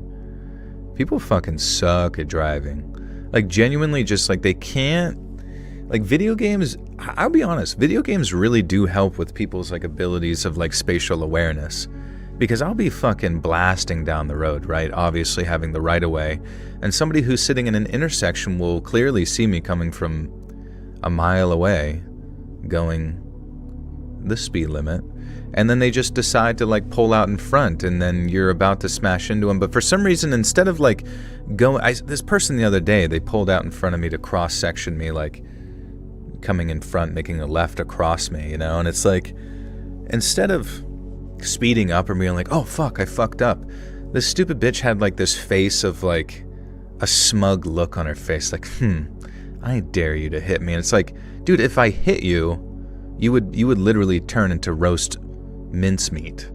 Like, it would not be a pleasant experience. It's like, you would be the one at fault here, wouldn't you? And it's like, no, you wouldn't even be able to sue me. You would be in heaven with Allah. You would be gone. And it's just, yeah, you'd be a human crayon ran through a fucking pencil sharpener. I don't know, it's just so frustrating to me, like this sort of abstract opposite reaction to like survival instincts that some people get, where they're like, yeah, right. Nothing bad happens to me, the main character. But thankfully, I'm such a good driver, I can see in slow motion and fucking zoom, like fucking Burnout 3. Burnout Paradise. It's like when you click both the sticks in like PlayStation when you're playing Grand Theft Auto, and it's fucking sick. Let's play some COD. I think I'm pretty well done with COD for the rest of my existence.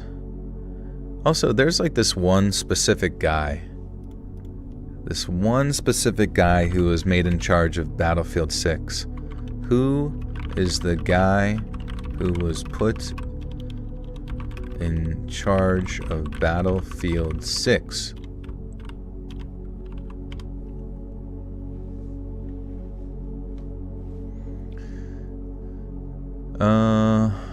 Vince Zampella, co-founder of Respawn, the overall head of Battlefield franchise.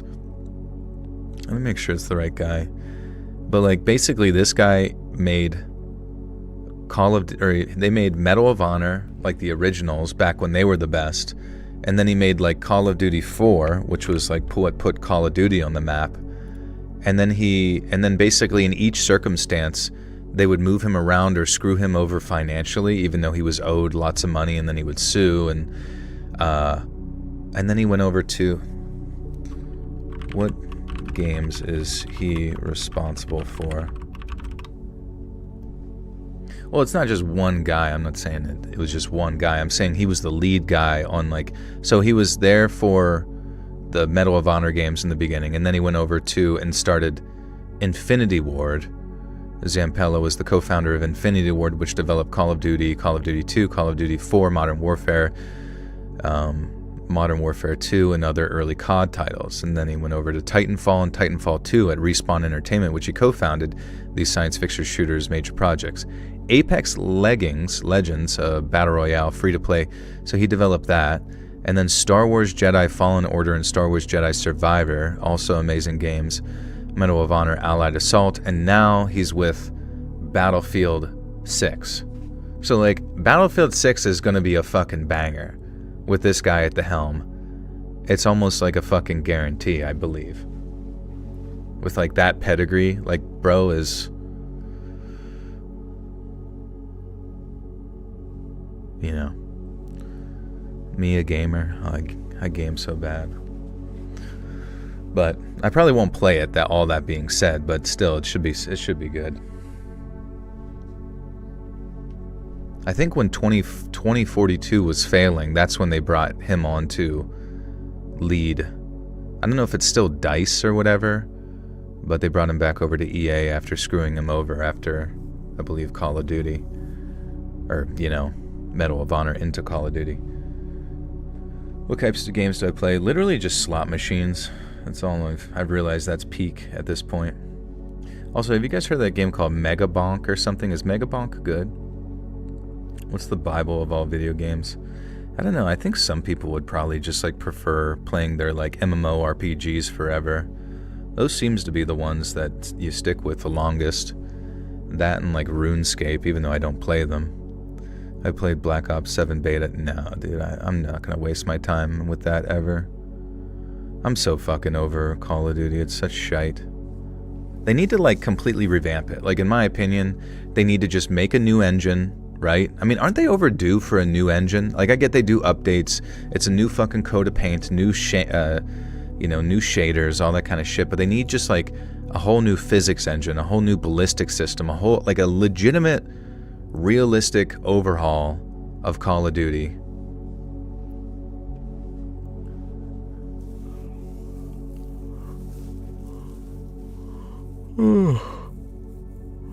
You have played through Half-Life 1, right? I've been playing it again, still by single-player campaign round. It's so weird. Yeah, I mean, I think Half-Life 2 might be the best campaign. I don't know, I just love that world. Obviously, Half-Life 1 is good, but I just prefer the setting of being out in, like, the realm of the world as opposed to being inside of, like, Black Mesa, even though it is good, obviously. I don't even play the missions in GTA anymore. I park my safe house and clink cars and raise my star level. Hell yeah. What's up, Luca? Your friends have been obsessed with Megabonk. Yeah, it's kind of just like what's that one game? Vampire Survivors, right? But just like a 3D one, which is smart. I feel like I haven't really seen many of those yet.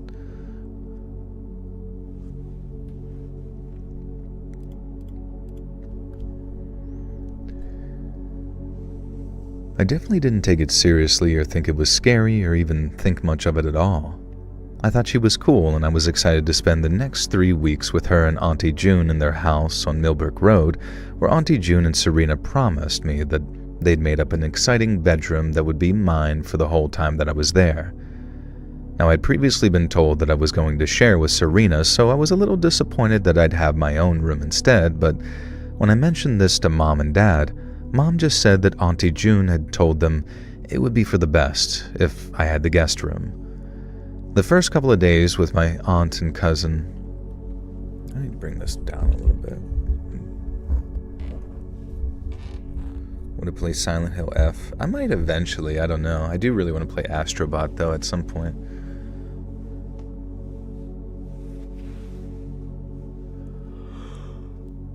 What's my opinion on COD M? What's COD M? The Gooner gotchas. That's funny. Oh, COD Mobile. I don't know. I don't really think those games belong on like a telephone, I mean, if you have fun playing it, that's cool. I wouldn't even imagine for a second playing Call of Duty on a telephone. On a rotary phone. The only thing I don't like about Half-Life 2 is the enemy AI is nowhere as good as Half-Life 1 AI. Interesting. Isn't Little Nightmares 3 out now? I think it might be. Little Nightmares 3 Steam. October 9th, 2025. Oh shit. Yeah, I always wonder though, like with these games, it's like they release on the day, but then you have to wait till like 3 p.m. or something. They ever play Silksong? Dude, I gave Silksong a solid couple hours, and I really didn't like it. I felt like the movement was kind of like... It felt like a really generic Metroidvania, if that makes sense. Hey, Mary Uncle, what's up? Like, it felt... I don't know. Like the jumping, the mobility was very generic. There was just basically like... There was no combos, no really anything. It was just kind of like hit, and then abstractly it would just like try to be, I don't know, it would try to be hard, like for no reason. I sound very generic. I guess I am, yeah, honestly. I've been accused of cheating with launching gravity gun grenades in Half-Life 2 multiplayer, which makes me sound it's a valuable life skill. I never got to play the Half-Life 2 multiplayer. It does seem sick. Ad man here made it through 3 hours of ads to get here. Welcome in. Oh, it's okay. No, I mean, I don't know. My tastes are kind of generic. Like, I guess I don't necessarily give everything the proper, like, terminally online shot that I should. You've been enjoying the hell out of Dying Light the Beast. My other friend said that Dying Light the Beast was really good, too. I was a little bit nervous it was just going to be, like, not as good, or, not as good as the first one, or, like, pretty much the same as Dying Light 2, so... I will have to give that a whirl. Oh yeah, Helldivers is so good. Blackhawk's literally flying over my head. Uh-oh. I'm looking for you.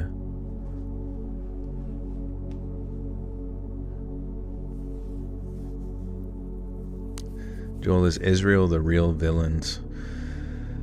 Probably, honestly, at this point. It's like a intelligence hub for very big money. Unmarked helicopters hovering. Ruh-roh.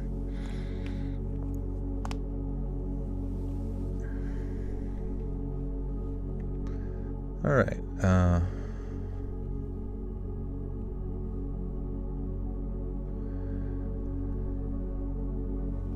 I definitely didn't take it seriously or think it was scary, or even think much of it at all, though. I thought she was cool, and I was excited to spend the next nearly 3 weeks with her and Auntie June in their house on Millbrook Road, where Auntie June and Serena promised me they'd made me an exciting bedroom that would be mine for the whole time that I was there. I'd previously been told that I was going to share with Serena, so I was a little bit disappointed that I'd have my own room instead, but when I mentioned this to Mom and Dad, Mom just said that Auntie June had told them it would be for the best if I had the guest room. The first couple of days with my aunt and cousin were just normal, fun days. I either spent time being fussed over by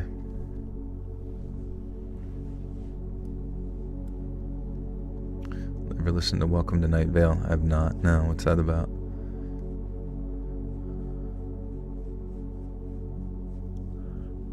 I feel like the first Dying Light, you love the new one. Okay, sick. That's good. I think it's about time we get back to form. It's a podcast. What's that one about?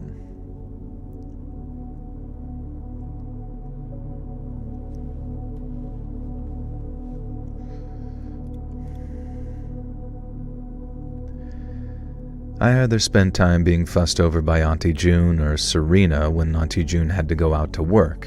It was summer vacation, but not for Auntie June, obviously. And June sometimes worked in the evenings, and then Serena would have to babysit me, sorta. June said that she'd tried to switch to as many day shifts as possible, but there would be some nights when she wasn't there. It was on the third day staying there that I had my first overnight with Serena, and that's when she dimmed the living room. Do I ever get spooked reading these? Not really. I guess I don't really get spooked, like, reading in general. There's something about it that maybe I just am not as connected to it as I should be. I still say they should try out Cuisine Royale, just once at least, so you can trip out. It's an April Fool's beta test for Enlisted, but it was so popular it's its own thing. Oh, interesting. I never finished Dying Light. I was playing Fallout 4, Witcher 3 during that time. Yeah, those are some big ones. But yeah, if you ever get a chance to finish Dying Light, I mean, it's good. Well, the story technically is not good, but the gameplay and all that kind of stuff is great. What's my handle on Helldivers? I think it's just my Steam handle, of which, you know, I don't want to just like toss out there, you know what I mean? If you like the first, yeah.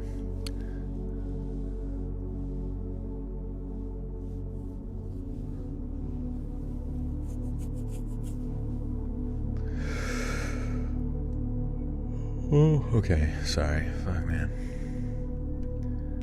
June said that she'd try to switch to as many day shifts as possible, but there would be some nights when she wasn't there. It was on the third day staying there that I had my first overnight with Serena, and that's when she dimmed the living room lights and told me to scooch in close and listen real good, because she had to tell me something important. I listened, excited to hear what she was going to say, and she told me their house was haunted. Now, I assumed this was some kind of game because Mom and Dad had told me many times that ghosts weren't real, so I played along and acted shocked. Serena didn't seem to think that I was taking it very seriously, though, so she tried to stress how scary and dangerous it was. When I kept giggling and talking about ghosts that I'd seen in cartoons, she switched it up, telling me that ghosts were working for demons, and of course demons came from hell, so I had to take these seriously, otherwise Satan would claim my soul. I reminded her that she told me that she'd pledged her soul to Satan at the wedding, and she called me a smartass. And then she got all very serious and told me that I had to really believe her now. She said that she'd pledged her soul to Satan in order to save me, because someone, she didn't know who, was planning to sacrifice me to the demons. And eventually this started to upset me a little bit, and I guess Serena got the reaction she wanted, because the more upset I got, the more she continued. I don't remember the exact details, but she started telling me some very dark horror movie things, how the demons were going to take me down to hell and slowly peel my skin off, eat my soul, and it would be because someone had sold my soul to Satan. Serena said that she pledged her own soul to Satan to protect me, and that's why she avoided churches and why she dressed in black. And then she showed me a pentagram that she'd drawn on her arm in Sharpie and told me it was the Dark Lord's mark. It was all very silly, but you know when you're a little kid and an older kid is trying to upset you, so it does, even though you don't really believe them or care. I think that's what happened, at first anyway. And then Serena said it was really important that we work out who had sold my soul to Satan, because the only way we could have both of our souls would be to break their pact. That night Serena let me stay up too late, so I was overly tired anyway. And I remember I had nightmares and I kept waking up afraid of bumps in the night and ghosts in the house. I was a real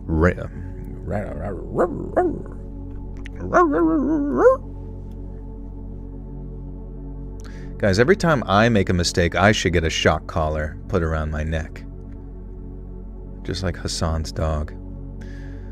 Wugoo Edtrick with the 5 says, "Well, I am Walruts. Add me, brother." I would if it was any normal circumstance. I appreciate you, though. Thank you, friend. But if you sell your soul to God, how much would it give me? At least $5. I think that should cover it. Access to heaven. Zoink Scoob. Skirb. Skloob.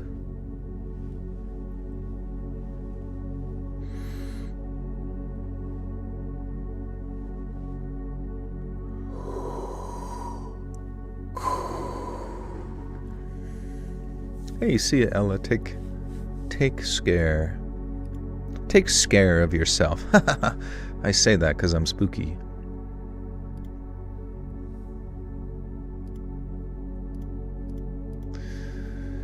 I have to use bark collars in my job sometimes. I feel so bad. Oh, that stinks. What's up, bird?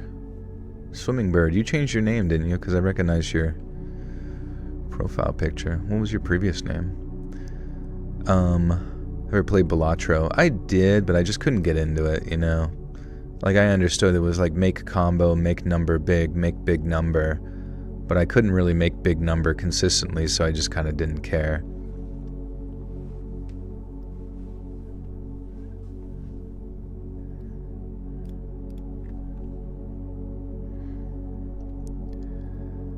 That night, Serena let me stay up too late, so I was overly tired anyway. I remember I had nightmares and kept waking up afraid of bumps in the night and ghosts in the house. I was a really rational, grounded child, but even I was starting to wonder if there was something to Serena's story. After all, why would she be lying about this? Over the next few days, I spent a lot of time with Auntie June. Serena wasn't around much, and when she was, her and Auntie June kept having arguments that escalated into screaming. And whenever these would begin, June would send me into the other room to watch TV or ask me to do some chore in the garden, but I heard enough to hear Serena accusing June of being wicked, evil, and controlling. And the next time Serena babysat for me during one of June's night shifts, she told me that her mother was an evil woman who mistreated her, and that she thought that it was her who'd sold my soul to Satan. Now, I found this very hard to believe because June was lovely and very kind to me, and she could be pretty scary when she was arguing with Serena. That was true. I told Serena my skepticism, while also trying not to offend her, and she looked upset and said that she understood because Satan's minions are very convincing. It still confused me that Serena had claimed to be Satan's minion at the wedding, but I guess I was too young to maybe start triple guessing theories and... What the fuck is going on? What are they even fucking talking about?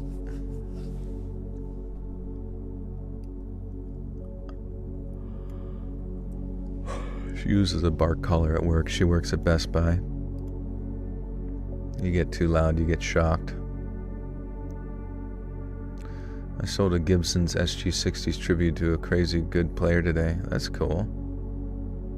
Why is my character an astronaut? Technically it's a scuba diver, I think, actually, isn't it?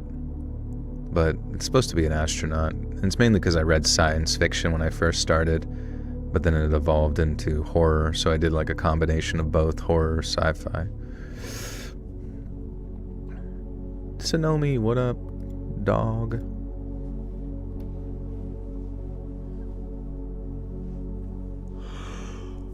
Oh my god. Okay.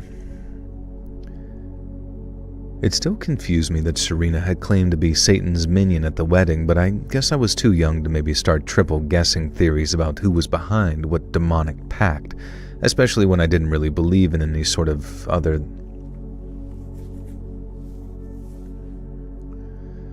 Fuck. Is that how long that sentence was? Holy shit. Like, look back and I'm like still scrolling back. What's up, Lux? What did I have for dinner? My friend made like BLT sandwiches that were really good.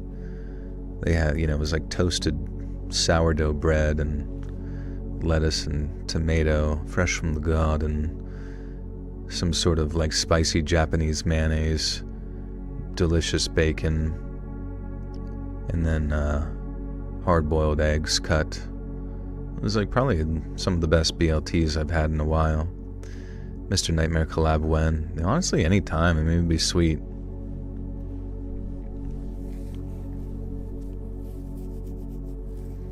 Fallen asleep to your stories for years. What mic setup do you use? The one you hear me to sleep to is the H4n Pro. But then the one that you hear me right now is called a Neumann TLM 103 for streaming. Strim. You just made a BLT? That's awesome. Hell yeah, Pennsylvanians love our BL tizzle.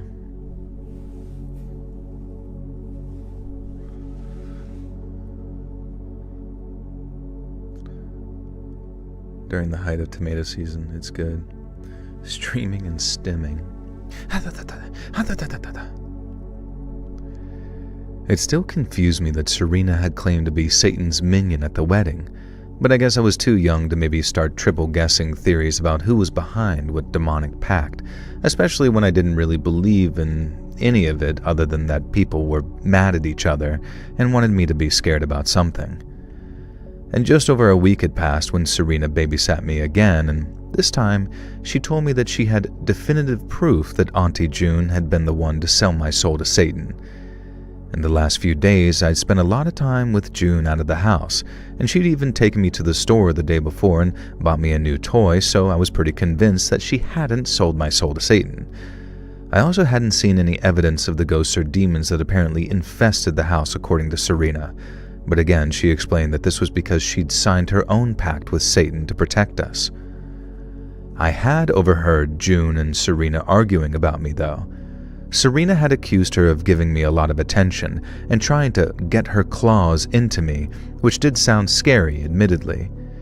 It was very hard to know who to believe when, in my eyes, they were both adults. Obviously, now I know that I should have just told June what was going on right away, but hey, I was a kid. And so that night, Serena took us into Auntie June's bedroom, which is where we weren't supposed to go, and it was always locked. But Serena knew a way to pick the lock using magic, quote-unquote, that she said, fucking Christ.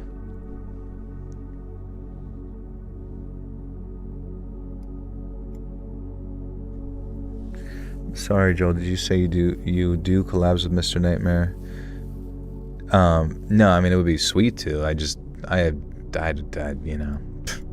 don't think he does collabs with anybody or anything, and I don't know, I'm just not in the fucking mood to go out of my way to be like, hey man, hey everybody, it's me. I do YouTube, you do YouTube, can I suck your fucking cock? It's just like, whatever, who gives a shit?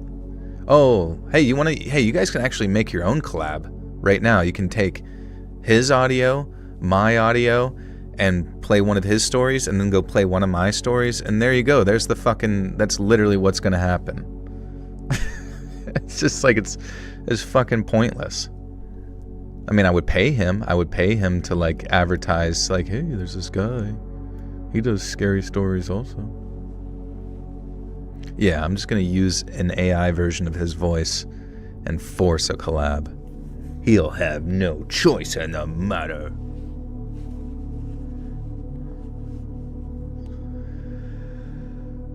I think the desert cliffside section of Half-Life 1 might be the most iconic scene in FPS gaming history.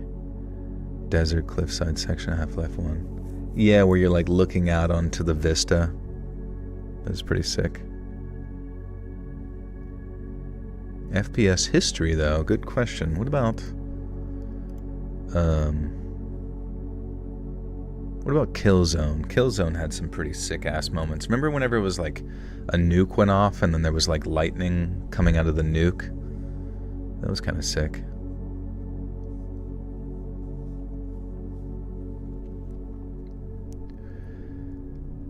It was always locked, but Serena knew a way to pick the lock using magic, she said.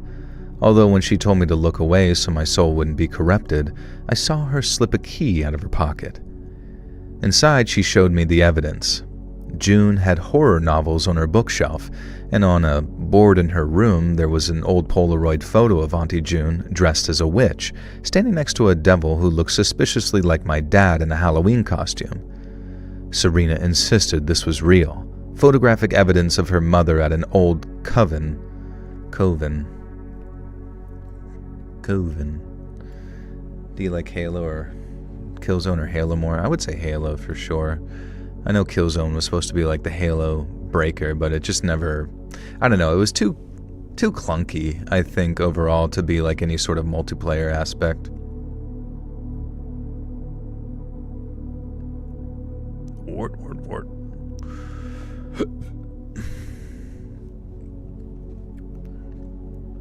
Mega, are you a witch?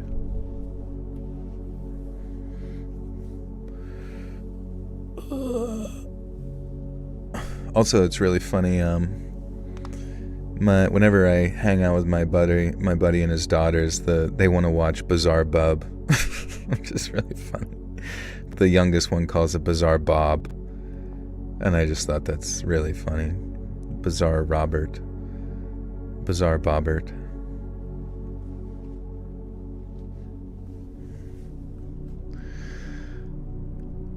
Serena insisted this was real, photographic evidence of her mother at an old coven meeting where she'd committed herself to Satan, though. And I was less impressed by the horror novels. Some of the covers were genuinely very scary to me, and I didn't understand how someone like Auntie June would want or allow things like that in the house. I'm really not quite sure why this was the deciding piece of evidence for me that began to sway me, but it was. I've been so rational and sensible up till then, but seeing all that terrifying imagery sitting on June's bookshelf, somehow Serena was able to persuade me that it did in fact prove there was a evil side to Auntie June. I still didn't believe any of the Satan nonsense, or about the pacts, or selling my soul, or anything like that. I think Serena knew that, though, because she changed the angle of her story a bit, and now it was more about stopping Auntie June from doing bad things to us in general, and that she was secretly a wicked, abusive woman, and that we had to help her purify her soul. We left the bedroom, and Serena locked it up behind her, again making me look away to save my soul while she did the magic. And then she took me into my bedroom. We never went into Serena's bedroom either. She said that it was because that's where the ghosts congregated, and it would scare me to see all the things that she had to surround herself with due to her selfless pact with Satan. Serena told me to sit on the bed and wait while she went to her room and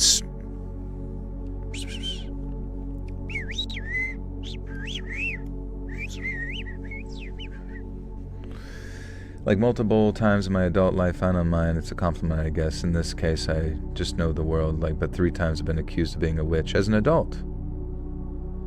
So you are a witch. Interesting. We will be at your house momentarily to cleanse you.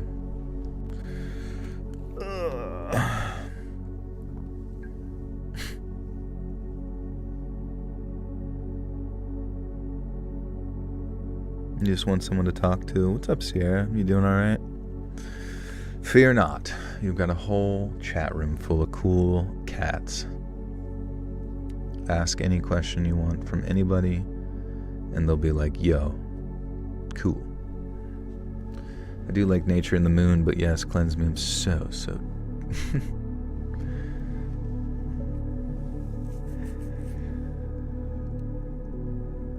Serena told me to sit on the bed and wait while she went to her room and got something.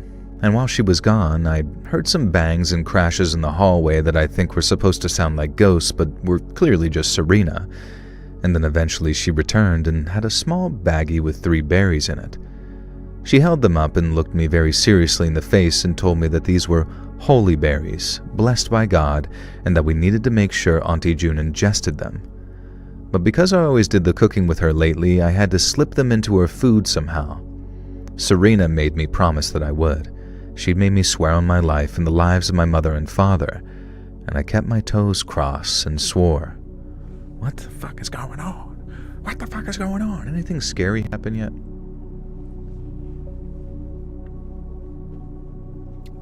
Bears beats Battlestar Galactica. I was babysitting my niece today and she hurt my finger, so I asked her if she wanted me to kiss it to make it better. She said no. So I asked her if she wanted my dog to kiss it better, and she said yes. That's funny. The story is weird. I just feel like it's taken forever to get to the fucking point. Like, what is this? We're figuring out that this her cousin's fucking weird.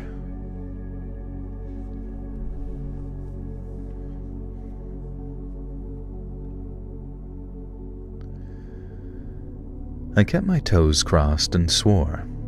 And now, like I said, I wasn't a stupid kid. I knew that whatever Serena was asking me to do here wasn't a great idea.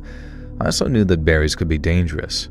The part that I couldn't really get my head around is why Serena would want me, her cousin, who she was supposed to love, to harm her mother, who she was supposed to love. It didn't really compute to me that they could be really dangerous, and that's why I didn't take things as seriously as I should have. Also, I was like 6, remember? And I wish I could say, in Serena's defense here, that I can't really be sure that she intended for me to go ahead with it. I want to remember their... my gosh. How do I decide what stories I'm going to read? I have somebody else look for them based on maybe they find a story and they're like, what do you think about this topic? Or they're digging through stories and then once they find it enough, then they edit it, and it's, relatively loose editing. It's never going to be perfect, but... and then I pay them.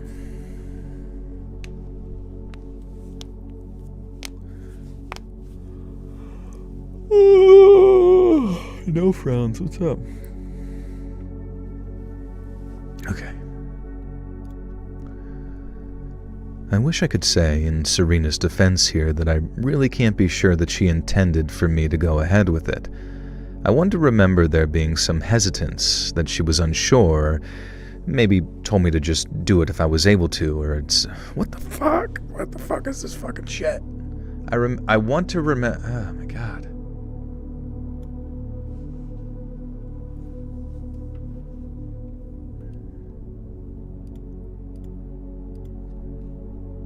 I should just run it through fucking chat BBC, bro.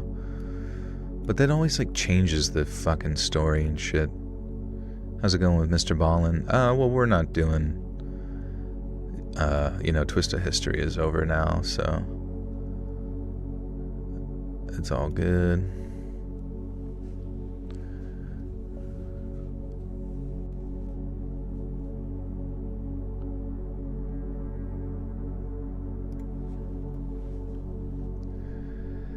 I want to remember there being some hesitance, that she was unsure, or maybe told me to just do it if I was able to, etc. But I can't. She was very strongly adamant that I do it. Like I said, she made me swear. She told me specifically to put them into the fruit salad that Auntie June made, which only she ate because there would be blueberries in there. But she also told me that if anything happened, she wouldn't tell me what, she just said that I'd know, then I had to say that it was me who gave Auntie June the berries, otherwise it would undo the breaking of the pact. So Serena had very clearly set me up to get in trouble and then coached me into taking the blame. The problem was simply... What's up, Lucy? Loosey-goosey. Why did the twist of history stuff end? It was just contract stuff, you know what I mean? Like, we couldn't come to an agreement, but we started, like, production and shit, and it was just, like, I was just advised not to continue. So, I'm just like, alright, whatever, fuck this, I guess. It's no hard feelings or anything, it just is what it is, you know? They would beat me with sticks. The problem was simply that I didn't know how serious it all was. What I did was wait until late that night, when everyone had gone to bed, and then I went to use the bathroom and took the baggie with me. And my plan was to simply flush them away and then tell Serena that I'd done what she asked, and nobody would be any the wiser. And I even thought that I was really smart because I'd thought ahead and knew that if I just dropped the berries down the toilet, they might not flush away. Fuck. Oh my God.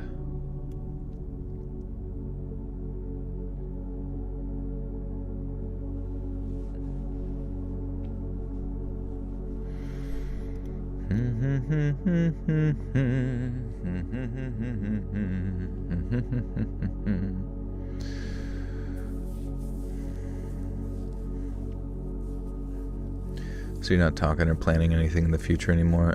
No. I mean, it's not like I never got to speak to him directly.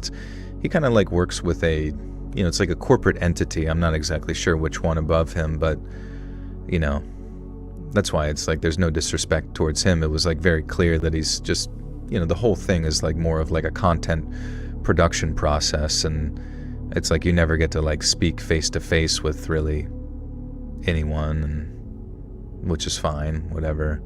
But I think after I was unable to continue doing that, I think the whole business got restructured, as there was many cuts all across the board in relation, but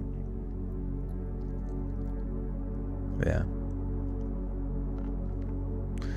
So it's all good. Like I mean, it was a nice experience, honestly, at the end of the day. It was like, okay, you know, I know that I do have a voice that can do something, and, you know, aside from just spooky story stuff, like I have a, you know, documentary presentation voice as well. So that's cool.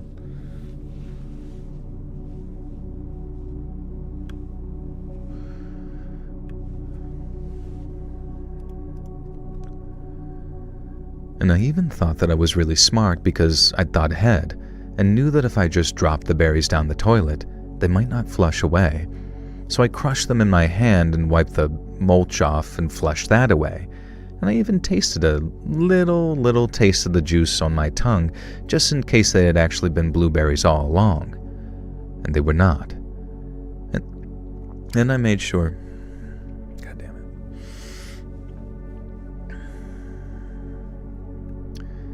And then I made sure I scrubbed my hands very clean of any evidence of the purple staining and went to bed. And the next thing I clearly remember is waking up in a hospital with these terrible stomach pains and barely being able to breathe. And then I remember drifting in and out of consciousness, and doctors and nurses in a panic, and at one point Auntie June pacing back and forth asking me if I'd eaten anything I shouldn't have. And at this point, I was just about coherent enough to tell her the story about Serena and the berries, even though I felt awful telling on my cousin. I told her I hadn't eaten them though, and just crushed it and licked it a little bit, so I didn't think that's why I was so sick. Again, memories continue to be vague here, but I remember Auntie June and Serena screaming at each other in the... Fed her dingleberries. So the water bottle that sounds like a bong.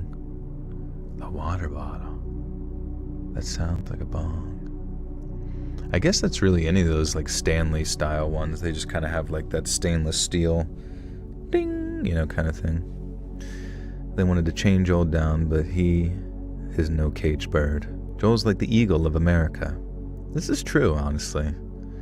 This is true. I don't know. There's a lot of like shit in life where if you guys ever get some sort of contract thrown before you, no matter how like, industry standard some of it may seem, just look it over, Have AI read it over for fuck's sake, you know what I mean? That probably will bring, you can ask it questions just as like in depth as a fucking lawyer. Do I have a boyfriend? I do not know. I am American Eagle.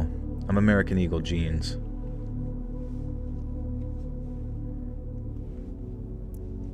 Well, that's true. Lawyers are expensive.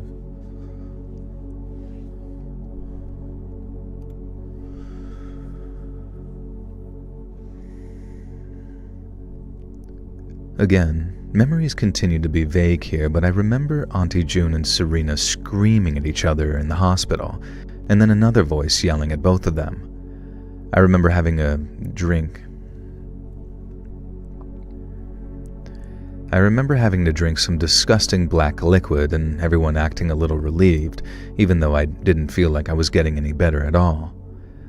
I spent a couple of days very sad and scared and struggling in that hospital until my parents came back early from their honeymoon, and I'd never been more relieved to see them. So yeah, my cousin Serena tried to get me to poison my aunt with deadly nightshade, and because I was too sensible and serious a kid to let her convince me to do it, but too naive to believe that it could be anything too dangerous, I ended up giving myself some very minor deadly nightshade poisoning.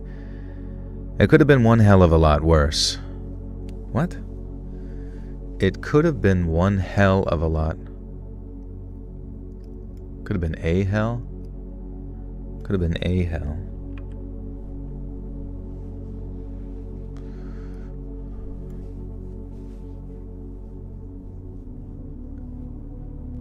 Do I have a girlfriend? I do not have one of those either. I have a cat. His name is Pradeep, and I don't know where he's at right now. Oh. He's shaped like a shrimp over there in the corner.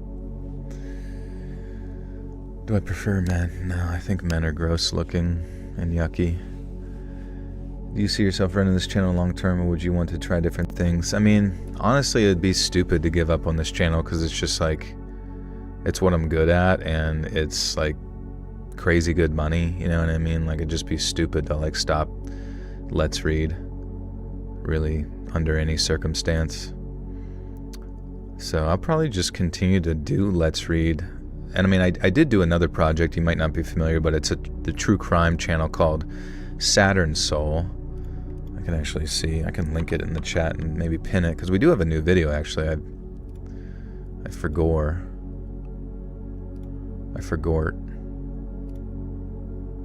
I forwarded. Oh wait, where's Saturn Soul? Saturn Soul. Thank you, Lux.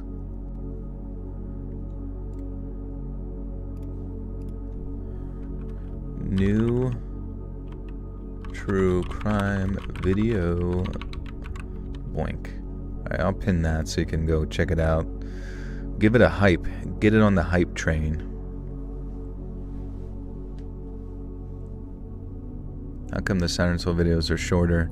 Well, they're basically just like segments from the normal videos, but like the true crime stuff. So it's kind of like, if you're familiar with like me having true crime on this channel once in a while, like at the end of a video, it's like taking those like shorter segments and then turning them into edited videos and like a whole nother channel.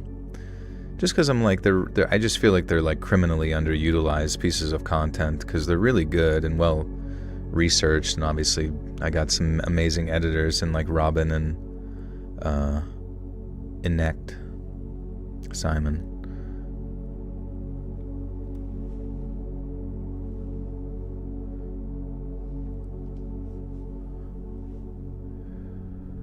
Oh wait, yeah, I did, okay. Such a fake buttersock, it's okay. It's a little different, you know. But I think they're really good. Like Simon and Robin are just like really fucking amazing at what they do. And obviously Sam's like research for true crime is tippity top notch, mate.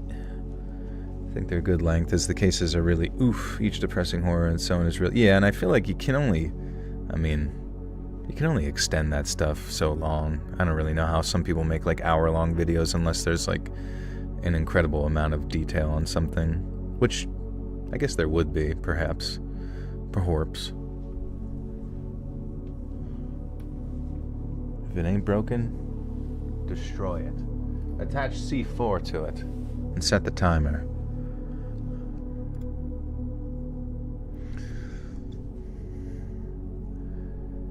It could have been a hell of a lot worse. I could have killed myself. It could have been a hell of a lot worse. I could have ended myself, or worse, I could have ended up killing my aunt. And I'm not sure that I would have ever been able to forgive myself for that.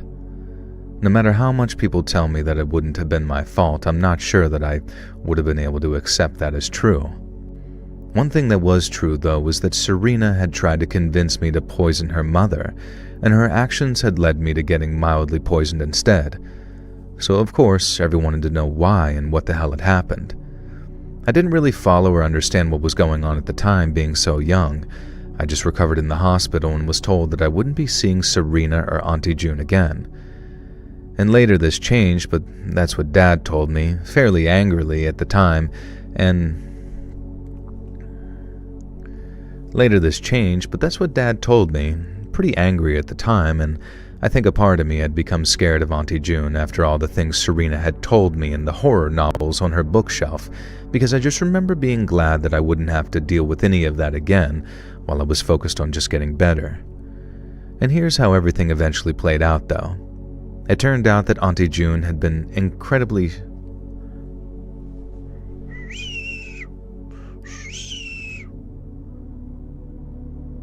Would you ever consider doing like uplifting or funny stories? Sometimes I listen to you read stuff, but the depression... Yeah, definitely. It's just like... Maybe as like a piece of bonus content I could find like some uplifting stories or positive stories. That'd be a good idea for sure. I actually got to write these down. 2 really good ideas you guys had is boyfriend ASMR, and the other one is abusive boyfriend ASMR, which is pretty much the same thing for me. Wait, I'm trying to see what I'm writing on. Should I write on this? No, it's just a bill. Whatever. Who pays bills anyways? Fucking stupid. Everything should be free. Everything should be handed to me and given to me forever. I don't have any mark. Oh, there's one. Let's fucking go. Wicked abusive. Absolutely wicked. BF ASMR. Oh, yeah, this is ASMR actually. Listen to this, guys. What was the other one?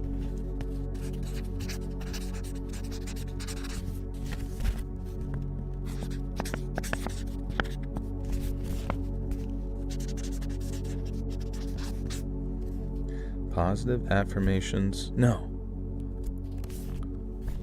Positive stories.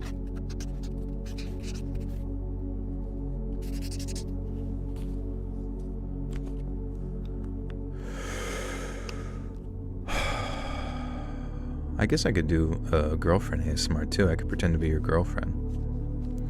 Hey sisters. He was a jerk, and I always thought he sucked.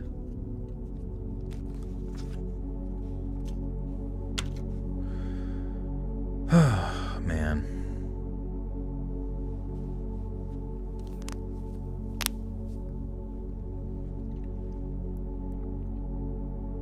Pradeep's thoughts. Pradeep's so funny, yeah. Sometimes he just be looking at shit. He's like, oh, what the fuck? And then he goes right back to sleeping.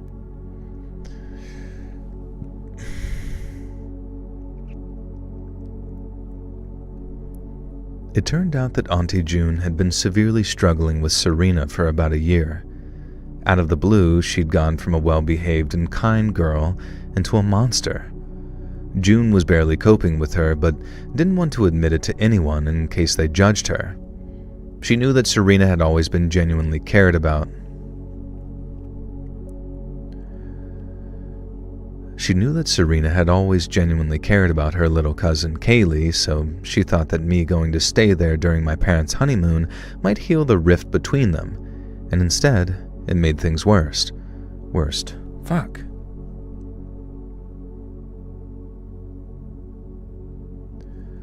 She knew that Serena had always genuinely cared about her little cousin, so she thought that me going to stay there during my parents' honeymoon might heal the rift between them, and instead, it made things worse. My dad was extremely angry at his sister for withholding how serious Serena's behavior had become. Apparently, Serena had used physical violence against June shortly before my stay, and all Dad could focus on was the fact that I'd been endangered. It didn't take long for him to realize that he was being harsh on Auntie June, though, and accept that she was a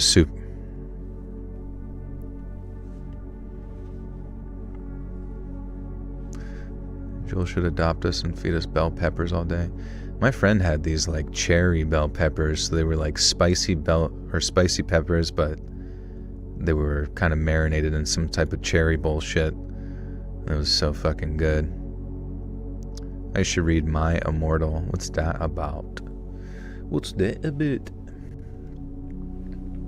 It made things worse. James Charles. James Charles. What's James Charles? I'm going to look at James Charles. We're going to listen to a James Charles video real quick just to keep our finger on the pulse of this guy's asshole. Let's see. I bought every TikTok makeup ad on my FYP. Selena Gomez versus Hailey Bieber beauty battle. I bought every beauty blender. Here's what I learned. I don't care anymore. Never mind. Bye, sisters. That's his like fatality. Bye, sisters. And then he just like rips your skull out through your face with his nails. Okay, my dad was extremely... It didn't take long for him to realize that he was being harsh on Auntie June and... When was the OnlyFans dropping? I don't know. I feel like I should do it sooner than later, right? It's more work. I don't even know. How do you even promote that? If you do start one, how do you even like go about promoting an OnlyFans? Because isn't that like against TOS or some shit? It didn't take long to realize he was being harsh on Auntie June. Serena wasn't just a troubled teen, it turned out. She was eventually diagnosed with a handful of serious mental illnesses and underwent prolonged psychiatric inpatient treatment. At one point early on, Dad was adamant that they pushed for an attempted murder charge against Serena, especially because she seemed extremely unrepentant at the time, and when it was discovered how mentally sick and suffering she was, that was soon dropped. Eventually, rifts mended. Life was very hard for Serena, but she was eventually overcome.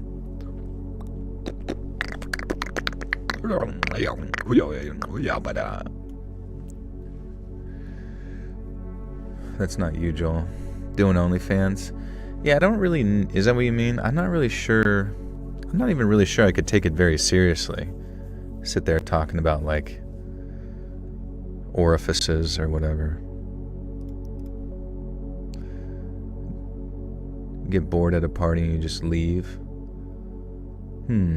Yeah, well, yeah, I mean, that's what you're supposed to do at a party, right? If you just don't want to be there anymore, you know, your time is very valuable, so if you just... the orify at Delco. You would talk about the Phillies games. Did the Phillies... Should I become a... I don't like baseball, but should I become a Phillies fan? Whoa, look at that. Dude, okay, what? How do you lose the previous two and then you go 8-2 on this shit?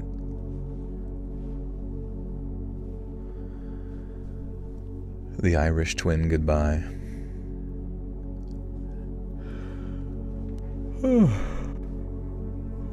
Okay, sorry. I'm so boring, honestly. What the fuck am I even talking about? Okay. Eventually, the rifts mended. Life was very hard for Serena, but she eventually overcame her demons. We actually joke about this and leads a somewhat normal, if unconventional, life. We are very close friends, and she knows that I'm sharing the story. We have a kind of attitude about it where we'll both get a kick out of it if it somehow manages to appear on an actual Let's Read video, so hopefully that proves that despite it being an completely terrifying, horrific experience for everyone involved, it did at least have a happy ending.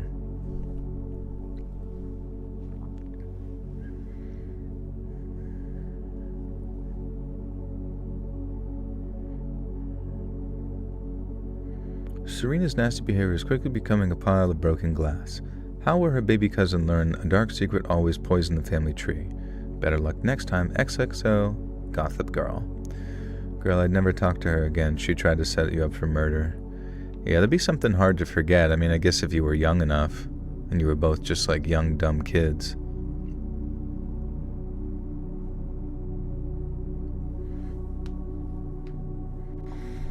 Oh, man.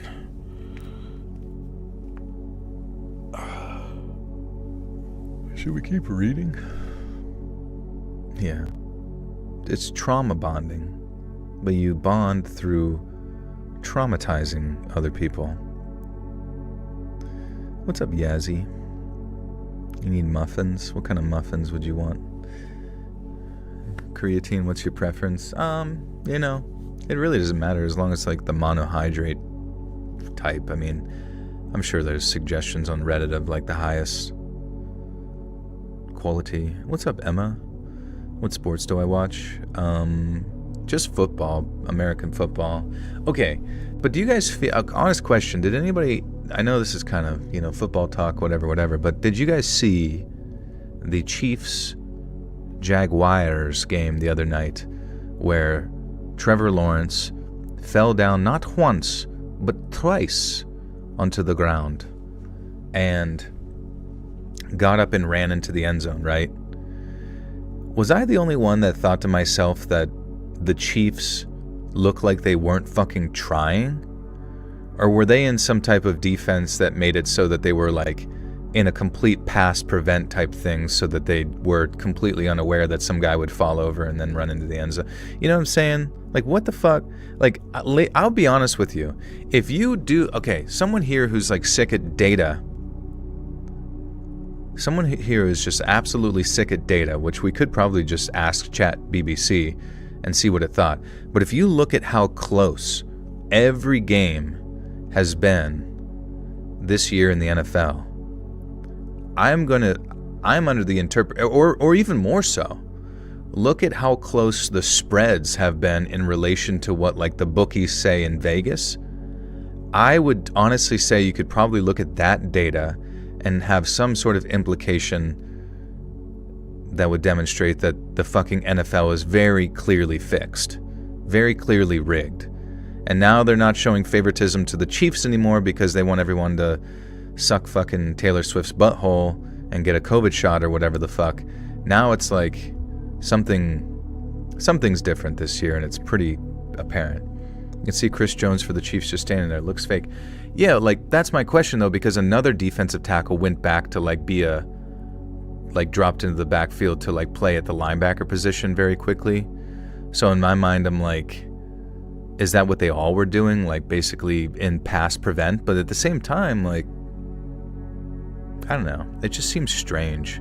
And then the one defensive lineman, like, wasn't rushing at all and then got, like, pancaked. And then if you notice, a lot of their tackles, whenever the game is on the line, a lot of them won't wrap up. Like, they just don't wrap up the stuff, and they'll do a lot of, like, the hit stick style stuff, but you just bounce off. And it looks real, but it's a lot easier to maintain your balance whenever someone just kind of throws their body at you and doesn't try to wrap up and twist or all that kind of shit, you know? Just pissing me off this season, because this season just feels the most fucking fake.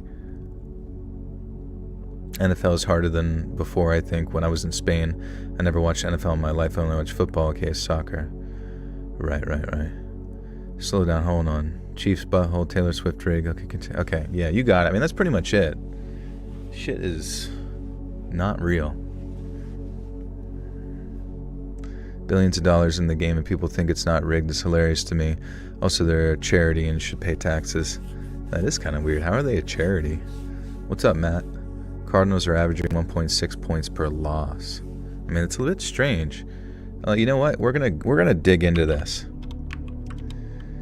Is it possible to analyze all the scores of every NFL game this 2025 season and compare it to the Vegas betting spreads thus far and determine if there are any anomalies present that might indicate the games being rigged?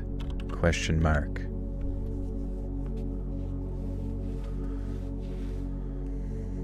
I think the Raiders lost 40-6 the other day. Okay, well, they just suck. The Raiders are dog shit, so no one cares about their team, sadly. But it's getting hard. This ref ball crap is... Yeah. Are there any plans for documentary topics like conspiracy theory, flat earth? Oh, you mean like on the Saturn Soul channel? Okay. So short answer is yes, it's absolutely possible, and I took a first pass using league-wide ATS data through week 5 of 2025 season.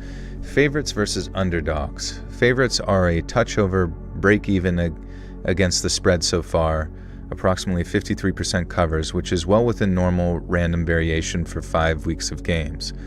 Home versus away. Home teams are slightly below 50% ATS, approximately 48%, while away teams are slightly above. Again, this isn't unusual in small samples. Week-to-week volatility. Week 5 was a big dogs week. Underdogs went 9-5 straight up, which can look dramatic but does happen from time to time. Team-level ATS. Early ATS tables show the expected spread records. Some teams approximately 60% covers, some 40%. Nothing that jumps out as systemic. Does that look like rigging? Not on its face. If favorites hover a bit above 50% ATS and home teams a bit below, or strongly outside expectation, that would be different. But with this many games, those edges are not statistically significant. Sportsbooks also routinely adjust after outlier weeks like Week 5's underdog run, which tends to pull things back towards equilibrium. What a real rigging check would test. If you want a deeper evidence-based screen for anomalies, here's the playbook I'd run on a full game-by-game data set. Spread residuals. Compute actual margin close spread for every game. Test whether the mean, approximate to 0, and if residuals cluster suspiciously near key half points, e.g. frequent outcomes landing exactly on the hook, benchmarks and key number context help here. Conditioned errors. Check if residuals skew for certain buckets. Primetime versus Sunday 1 p.m., specific referee crews, heavy public money games, or big late-line moves, closing versus open. Underdog and favorite asymmetry by spread range, for example, do big dogs plus 7.5 and up cover far more or less than historical norms. Penalty/flat flag patterns. Compare penalty yardage and timing, especially late versus spread status cover/no cover at the time.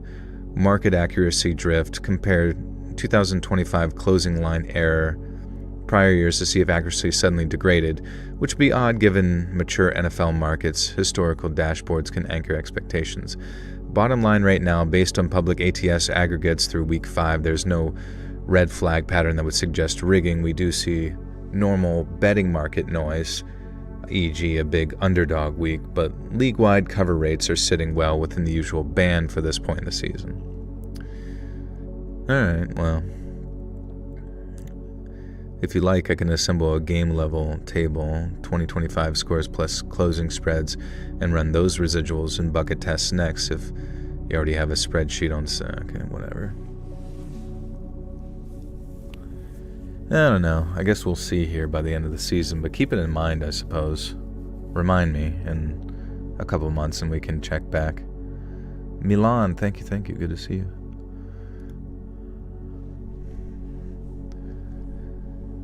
A lot of people have stories about that one kid from their school days who was just the freaking worst. My story goes places. The kid in question wasn't who was scary. He wanted to be scary. He wanted to be really intimidating, and he wanted the rest of us to be scared of him. He was new to school and a proper short-arse. He was new to school and a proper short-arse little guy, alone on a new place in the middle of year 7, so I can see why he decided to front, and he was such an oddball. So this kid was new at our school and had an attitude that stank, and he decided that that wasn't going to fit. Holy shit. The block kicks too. I've been watching NFL since the 90s, and a blocked kick was so rare, now there's 10 every weekend. Yeah, and I guess they could get more efficient at it, but yeah, I don't recall it. I don't know. All of it's very strange, and it sucks because it's like you used to just be able to watch college games and be like, okay, at least those are authentic. Everyone's competing at a high level to get like to the NFL and make a deal. Now these kids are getting millions of dollars, and it's just like, you know, who knows if they're already like checked out. Joel, I have a question. Do you think it's worth spending $2,000 for tickets to Survivor Series in San Diego next month? Survivor Series is the next WWE pay-per-view. You know, I'm not really into WWE or anything like that. I think it's gotten way more popular than I would have ever imagined. But if it's something you want to do, you know, it's totally up to you. If it seems fun. I've never been to any of those sort of events. I think I did when I was real young, whenever like Gold Dust was still around. But I was very young. Went there with my like brother.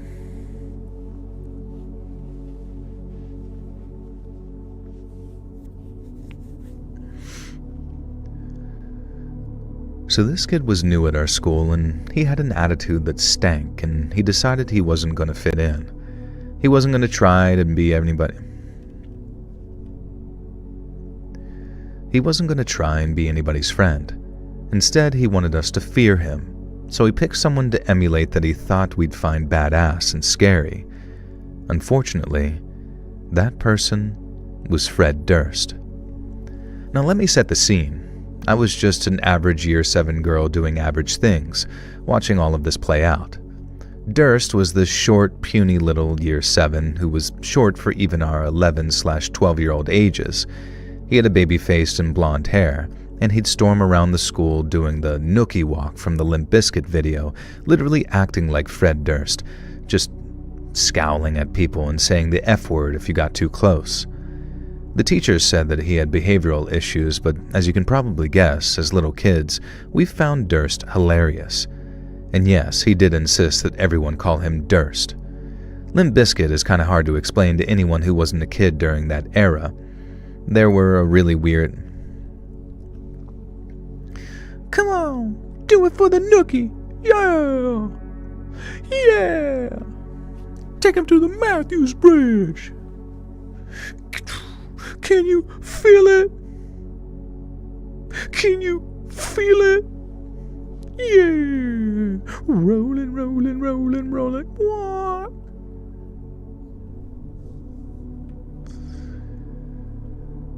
They were a really weird band in that they were pretty universally regarded as terrible.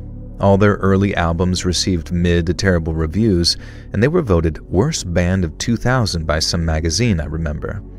Even among the metalheads, the new metalheads, the Korn and Slipknot fans, Limp Bizkit was not particularly considered cool or good. And this also took place in 2004, so their 4th album had just come out, the one with Behind Blue Eyes on it, but Durst only had their 2nd album, Significant...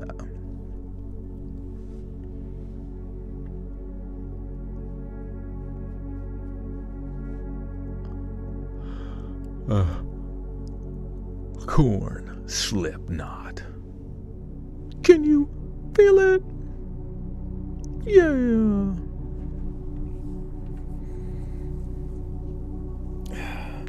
I remember like having some of the Limp Bizkit albums from back in the day, because I remember my dad worked with this one guy at his job that was able to just like burn CDs So he would just have like hundreds of CDs from so many different artists, and all he had to do was pay like $1, and you could get 100 different like albums. Whenever like most albums cost you like $15 to $20, right, on CD. So he just had these like books full of like CD, and he would do the art for him and everything too. So it was kind of sick. I just had like literally like endless music. And yeah, this was right around the era of like LimeWire, probably like right before that. And then LimeWire came out and made all that pretty irrelevant, I suppose. I mean, I'm sure he was like on the internet doing that long before everyone else. WrestleMania tickets were 40,000. 40,000? What the fuck? Are they really that popular? That's so crazy. Is it really that entertaining though? $40,000 worth of entertainment. That's fucking nutter butter. This also took place in 2004, so their fourth album had just come out, the one with Behind Blue Eyes on it. But Durst only had their second album, Significant Other, and then later Chocolate Starfish and the Hot Dog Flavored Water, which is a key plot point in the story. Now basically, if you weren't a tween in 2004, let me try and explain. The kid was obsessed with a rebel band and tried to use them as a source of fear and coolness, 3 years after they'd stopped being particularly musically relevant. And many of us believe this would last forever and that they'd never have a revival. Well, Fred Durst and buddies have proven us all wrong in 2024 and 25 with a Limp Bizkit renaissance. Does our friend Durst get a similar revival? Well, you'll find out. So this little kid would strut through the corridors of our secondary school, snarling and scowling at people, wearing a red baseball cap that no teacher could get him to take off for love nor money. He prided himself on singing along to Limp Bizkit's second. Yeah! Yeah, yeah, yeah. Yeah, for $40K, you better get like The Rock to fucking sit on your face or some shit. That's like crazy money. Sit on your face with some 3D shades.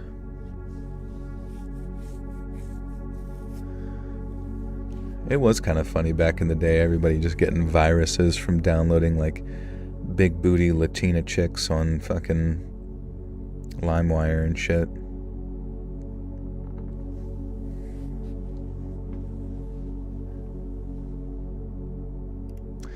Those were the day. He prided himself on singing along to Limp Bizkit's second album, Significant Other, which he played through a battery-powered portable CD player with terrible, tinny coax, right? Jesus Christ on a cross.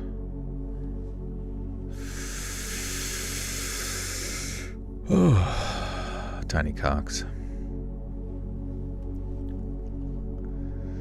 No one knows what it's like to be the sad man, to be the splab splam behind blue eyes. But my dreams, they all resemble. I don't know what the fucking lyrics are. Yeah.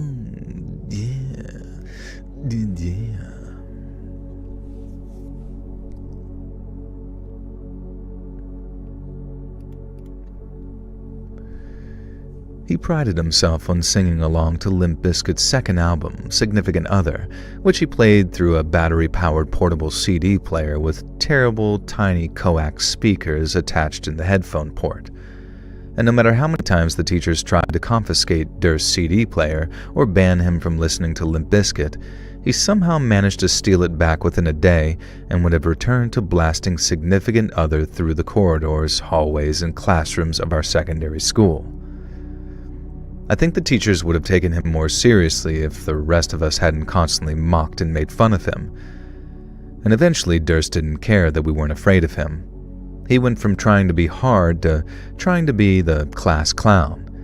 Any attention was good attention to him, and we would constantly goad him and bait him into making himself look like an idiot, and for his part, he was getting easy and free attention like he wanted. I know for a fact that Durst wasn't some mentally ill kid or anything. He didn't come from a troubled home, and he was just a little asshole back then. I don't know if it's still the case in British secondary schools these days, but back in my day when I was in school, doing music class was compulsory for the first couple of years of secondary school. We didn't really learn much. It was kind of an unconstructed. But my dreams sing like a birdie.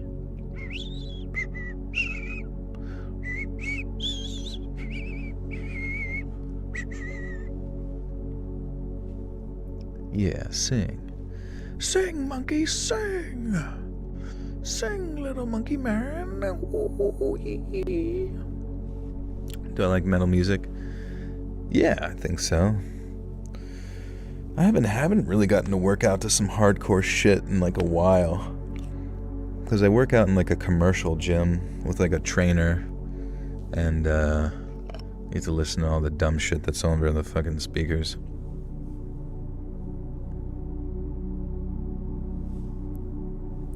I mean, I do like Lamb of God, yeah.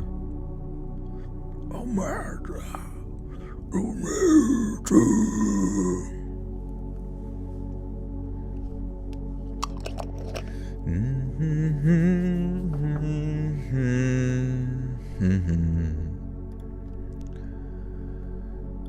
We didn't really learn much. It was kind of an unstructured class. Sometimes we'd play around on instruments, other times we'd all have to sing, and then sometimes we'd be taught vague musical history lessons, or vague attempts to teach us what musical score was. Music class was basically a free muckabout session, and we all loved it, not least because of our teacher, Mrs. Beaton. She was a proper sweet old granny type, clearly still working as a music teacher because she enjoyed it. And I went to a fairly rural school, and I think that if she taught in a bigger city school, Mrs. Beaton would have been forced into retirement many years before. But my school was kind of small, kind of underfunded, and didn't exactly have a wealth of music teachers queuing up at its door. Mrs. Beaton never lost her temper, ever, and she was maybe the only teacher who really, genuinely tried with Durst. I guess because his bizarre Limp Bizkit fascination was music-related, and she thought maybe she could reach him by trying to be nice to him and encourage him to listen to other music. This didn't work, of course. Durst would just turn up significant other, usually nookie or break stuff, and I swear that thanks to Durst, I'd hear those two songs more than any other music during 2004. Now let me just reiterate, this album came back out. Joel, do you work at the gym or you own, or is it strictly a business venture? It's strictly a business venture. My working there is mainly just making financial decisions on what we want to try to at this point, I was pretty hands-off until I realized that the person that I worked with was a complete doofus head. Just all sorts of stupid shit, but I think now we're on a good upswing. Will you work out at your own gym? I used to, but then I kind of hurt my back and my gym doesn't really involve a lot of it's a lot more like barbell oriented stuff. And so I wanted to go do like bodybuilding, type things. So I went to a more commercial gym and just did personal training there. And I had, mainly because I had hurt my back a little bit and just wanted to ease back in it. Yeah, and I'm trying to follow where the Latinas are, so not many at mine. Sadly. Well, they have a sauna at my gym. I don't have one. What's my gym called? I don't really, probably shouldn't say, because then everybody shows up and kills me, right? You guys show up and rip me to pieces. You grab the left arm, you grab the right, you grab the left leg, and the right leg, and everybody pulls me into a pile of goop. Advice on starting going to gyms. You just gotta know what your goals are. My advice would be to get like a trainer, even if it's just for like a couple months, to like take you through a program, get you used to it.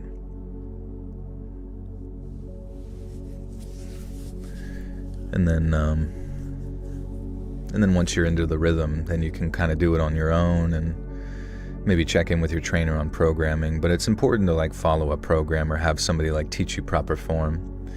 Is there a predominant Latina population in Pennsylvania? There is. There's various like towns that are pretty heavily populated. Don't underestimate Pilates. That's a good point too. What time is it over there? It's 2:20 p.m. You work in pools and spas but can't swim. It's all good. You could learn how to, I'm sure. How do you lift without hurting your back? You just do it proper form, I suppose, right? Oh, you're at the gym right now. Hell yeah, let's go. Yeah, I'll bust out. Favorite type of Latina?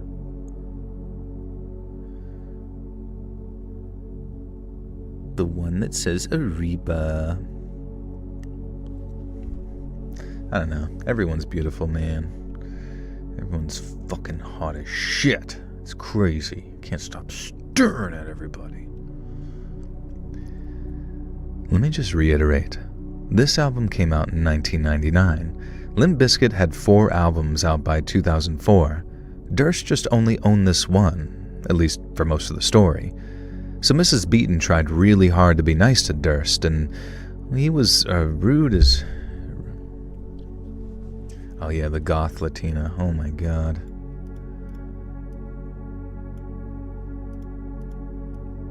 Now that is a combination. It's funny when you work at a gym but you don't work out. 290 and still don't really touch the weights or machines. You do? Is that you? It's again narrating my thirsty ass brain when I see a man out in the wild. Yeah, I was reading it.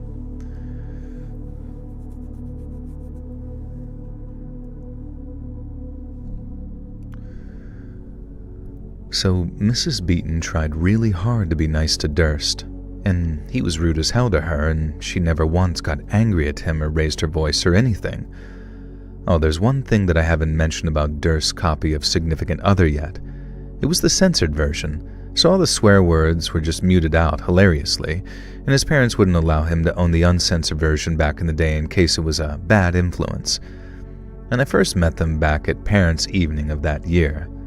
They were at the table next to mine, and I heard them describing their son as spirited and enthusiastic to a teacher, who was explaining to them that no, he was incredibly disruptive and badly behaved. And they seemed actively shocked at this, which was... Can I sing some old Latin? Can you write some down for me? I'll try my best.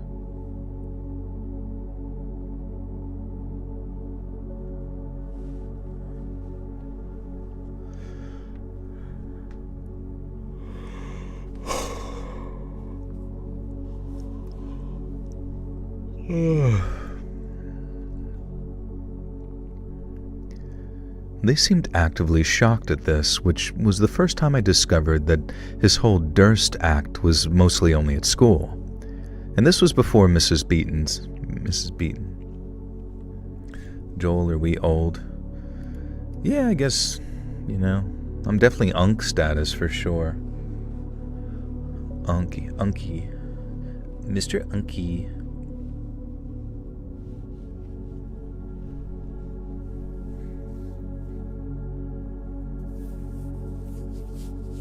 It's true.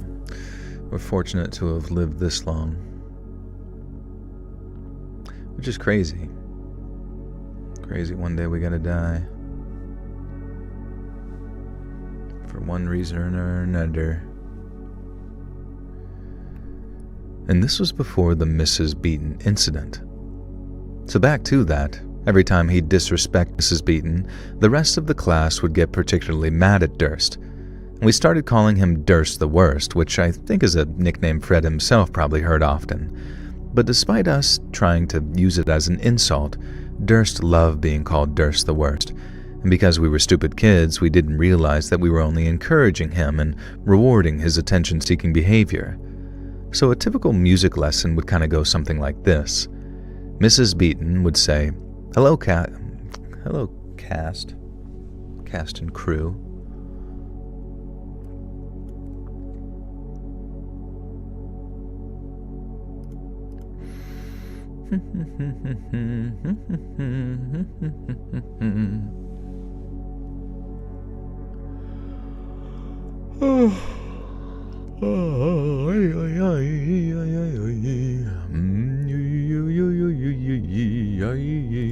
That yee-ass haircut that you got. Look at that yee-ass haircut that you got. Yeah, this is heaven. Heaven is just a non-stop live stream with a dope head. Mrs. Beaton would say, Hello, class. Something, danza macabre, something... What? Oasis and blur. What's this one? What is this word? What is this bullshit?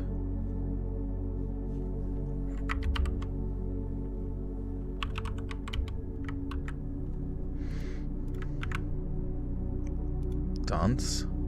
So, Josie, you're going to bed soon. I'm just getting up and the winter weather has landed. Really? I guess it was honestly kind of cold earlier. Bass dance. The dance. The dance macabre.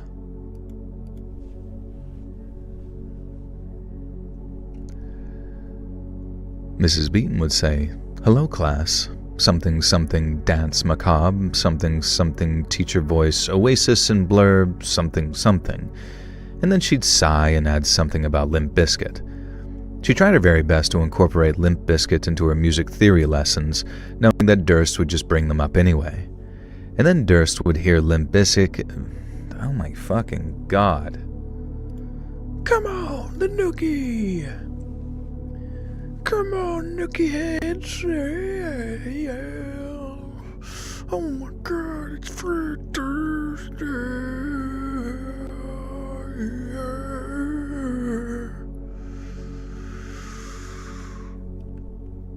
Then Durst would hear Limp Bizkit and take it as a sign to yell, I did it all for the nookie. Come on, the nookie. Or, I'ma grab a chainsaw. Or something similar.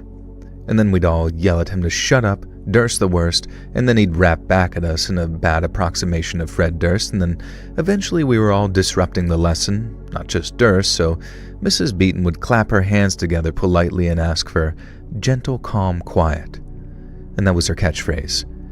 And of course, none of us.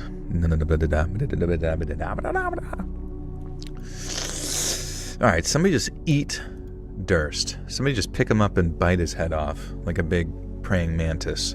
I hope the next part of this story has a big fucking praying mantis that eats him. And of course, none of us wanted to upset Mrs. Beaton, our beloved teacher, so we'd all calm down then. Durst generally kept the swearing to corridor moments because it was the only thing the teachers couldn't just let fly, I guess. So in other classes, his disruptive behavior usually involved the lines I quoted above, or he'd self-censor to avoid getting into too much trouble. Not the case in Mrs. Beaton's class, though.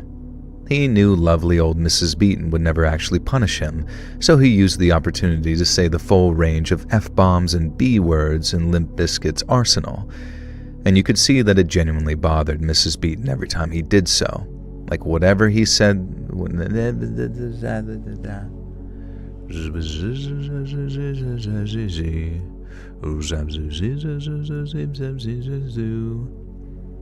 The stories and celeb references just somehow odder than most of his Corey. Yeah, that was pretty funny.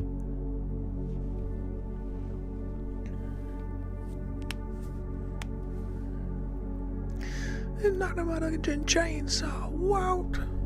A motherfucking chainsaw, wow.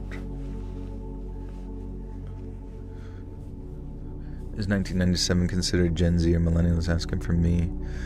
Let's see. Millennial age range. Birth years 1981 to 1996. So it looks like you missed it just by a wee bit.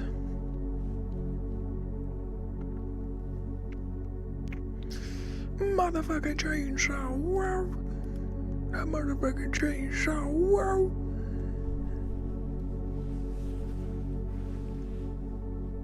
It's definitely wrong.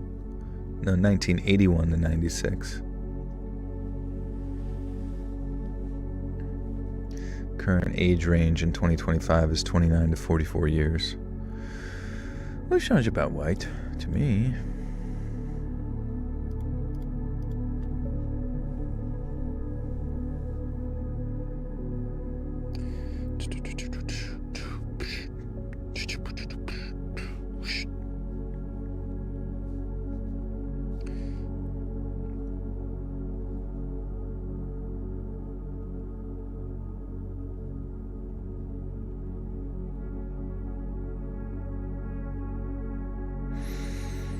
Sorry, 1 second.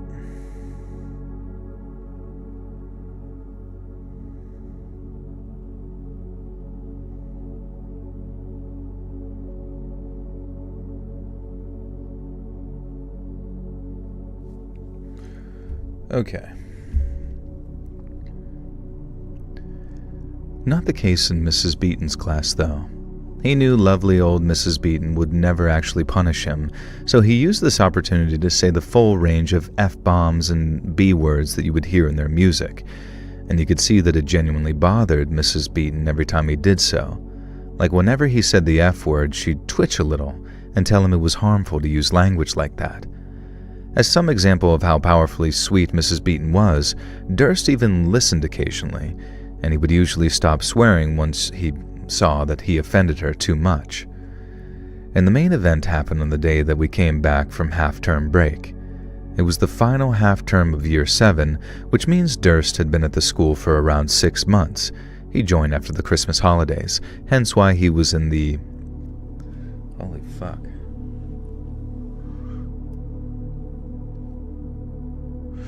Motherfucking chainsaw, wow. Motherfucking chainsaw, what? Sophizo, Skiv Cool, welcome back for 4 months. This guy here late, shame on me. Sup, Joel? No worries, good to see ya. What's poppin', what's groppin'? We're just trying to make it through this shit. Basically, Ali Sheedy in the Breakfast Club, I'm entirely fine with that. That's okay. Yeah, I don't know who that is, but she sounds chill. Your ears hurt, how come? It was bitten by a radioactive little Spider-Man. Alright. The main event happened on the day we came back from half-term break. It was the final half-term of Year 7, which means Durst had been at the school for around 6 months. He joined after the Christmas holidays, hence why he was the insecure new kid acting like a weirdo. It felt like he'd been the main character of our entire school forever, though.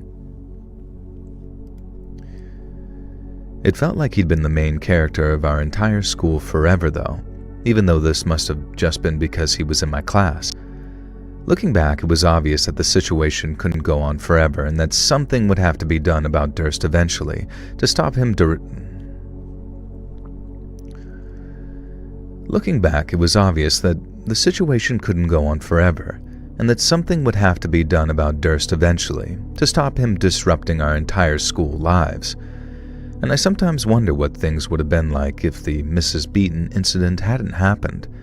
Maybe Durst would have moved on to Lincoln Park or called himself Shinoda and become a very different person. And that day back after the summer half-term, though, he was still Durst, but there was something different about him.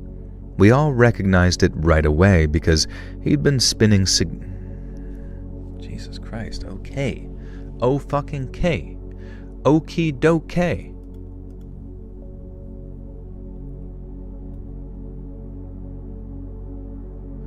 Mr. Pollen's hickey. No, we're not going to dig into that. Oh, on his, I do know what you're actually talking about. On his what's it called? Fucking collarbone. Yeah, you get those hickeys on the collarbone, or you can if you're doing, I think he does like CrossFit stuff or like Olympic powerlifting things, and if he's doing a lot of like CrossFit style like power cleans, then it's probably just like him doing that over and over again is like ripping into his skin on the collarbone. I feel old knowing that I'm 2 generations behind, Joel. 2 generations behind? Does that mean I'm like so old that even being near me is imminent death? I'm not here to be sweet and savory. I'm here to be unsettling and threatening. Hell yeah. What's up, Kaylin? How we doing?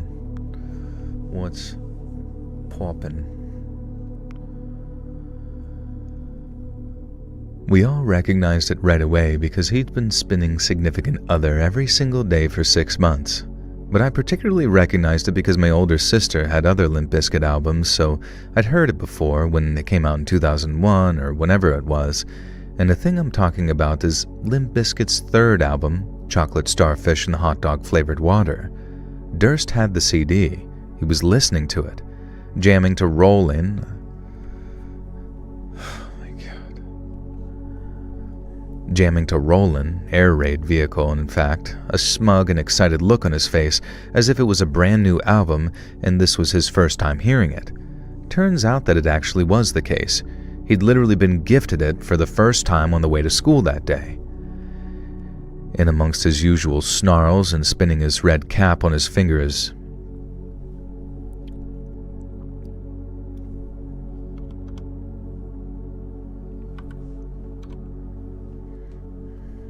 I don't even know what the fuck's going on. We're never going to get to the bottom of what the fuck is even happening. The current generation is beta and alpha past. I'm from Gen Z. Oh, okay, nice. Yeah, no worries. Whatever, just I don't even know. The fixation upon like generations and the terms for the age groups, it like never used to be a thing. Like I remember being 21. I don't think I even knew what the fuck a millennial was. It's so weird. Things were so much different when I was in college. Like nobody gave a fuck about politics. Nobody gave a fuck about like, Crips and Bloods of like all that kind of shit, or fucking, Gen Z, just nobody gave a fuck. Or maybe it's because like social media wasn't as like pervasively in people's faces at all times, creating, excess division. Yeah, I was 21 at one point. It's pretty unremarkable time. I don't know, I think looking back on that, I look back on those times and I was like so reluctant to just like be similar to my like fellow 21-year-oldians, It was like I thought that I was like beyond them or something. And now I realize that I should have just not given a fuck and got blackout drunk. Just kidding, but you get the idea.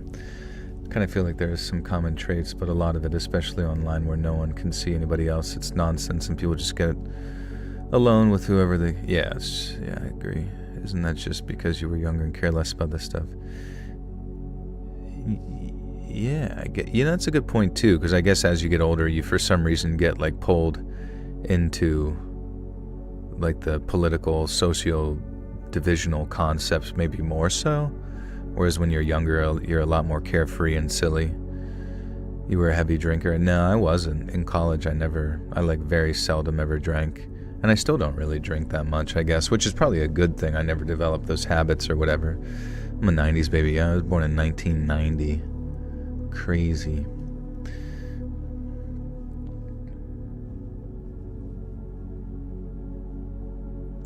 Because they want to feel part of something with the brain when you lacked attention, so now people put themselves in groups to feel special.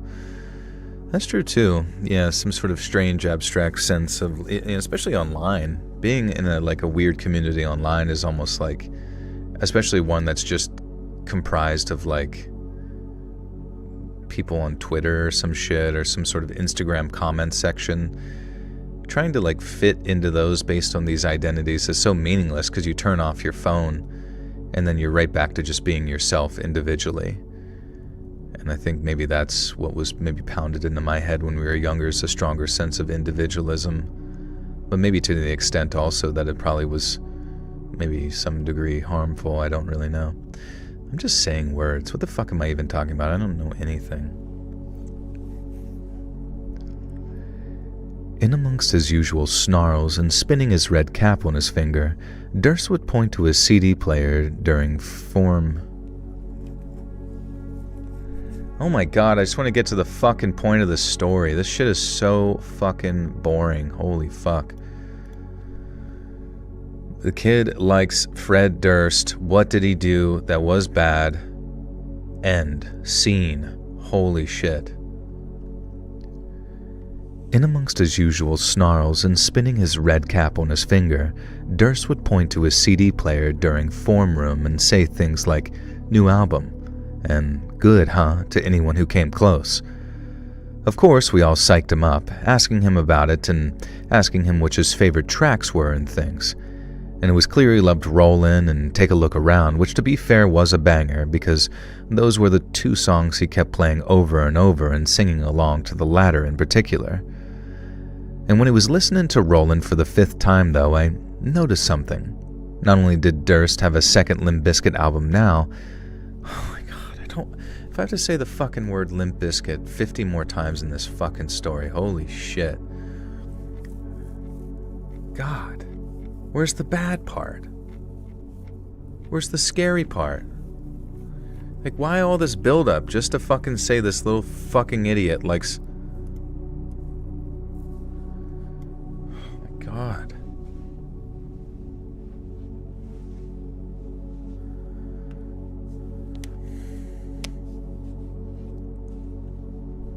Limp Bizkit. Just say LB. I don't know. It's just like it's like the author's like actually the one who's obsessed with Limp Bizkit. It's fucking crazy. It's like okay.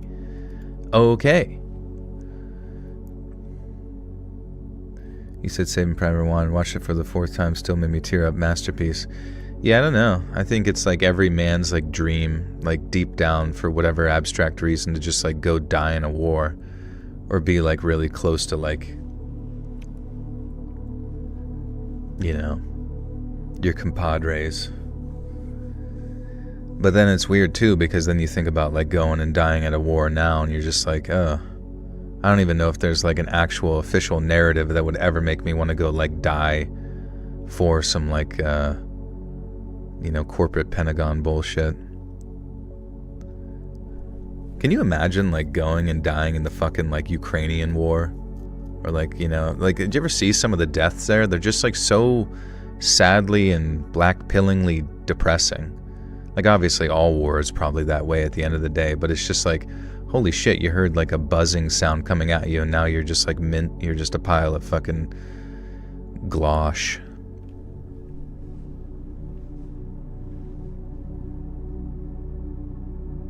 They ended it today.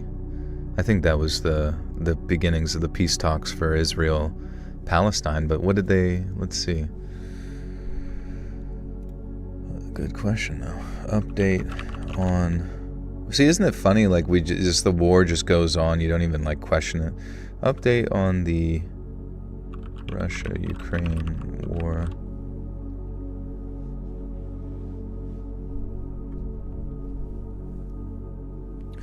Russia has continued incremental territorial gains in the week September 30th and October 7th. Russian forces reportedly gained about 34 square miles of Ukraine land, accelerating from prior weeks over the long span from February 2000.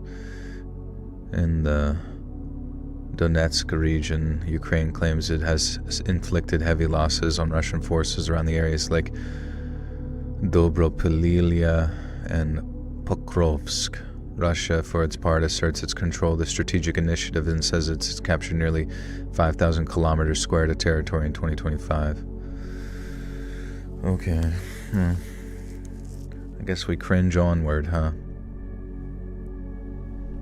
What did the president sign today? I don't know if they signed anything specific, but I believe it was, we talked about it earlier, it was like the beginnings of a peace ceasefire between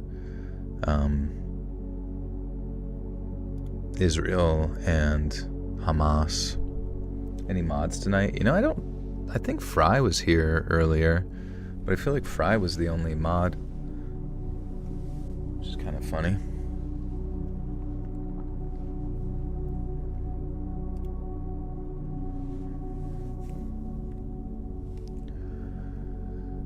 When he was listening to Roland for the 5th time, though, I noticed something. Wait, what the fuck?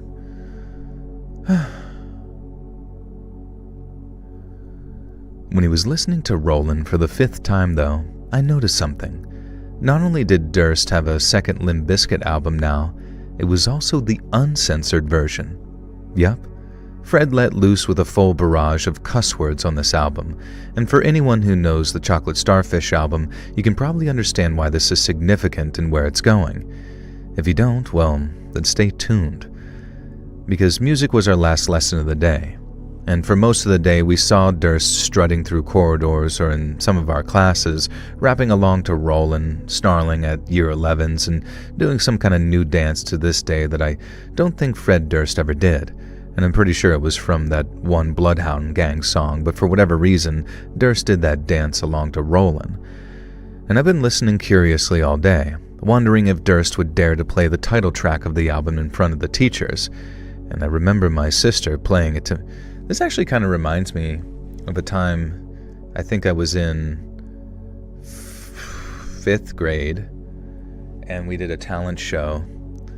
And for the talent show, my music teacher said, "What do you want to do?" And go, you just go out there and dance and lip sync and stuff.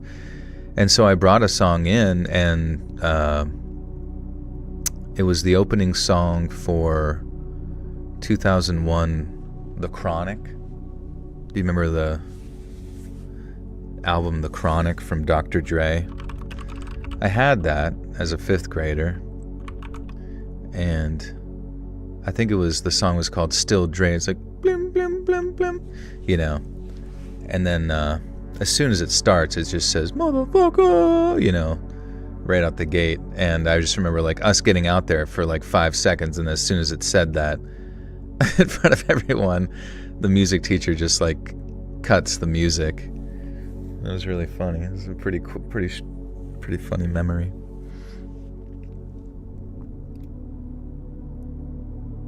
Dr. Dre. That's not The Chronic. Wasn't it The Chronic 2001? Ding, ding, ding. Or it was just called 2001. I thought it was called The Chronic 2001. Back at it again.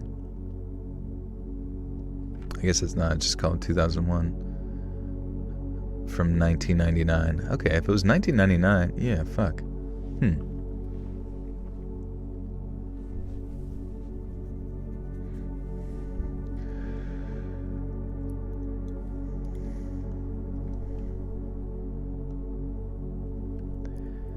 I'd been listening curiously all day, wondering if Durst would dare to play the title track of the album in front of the teachers.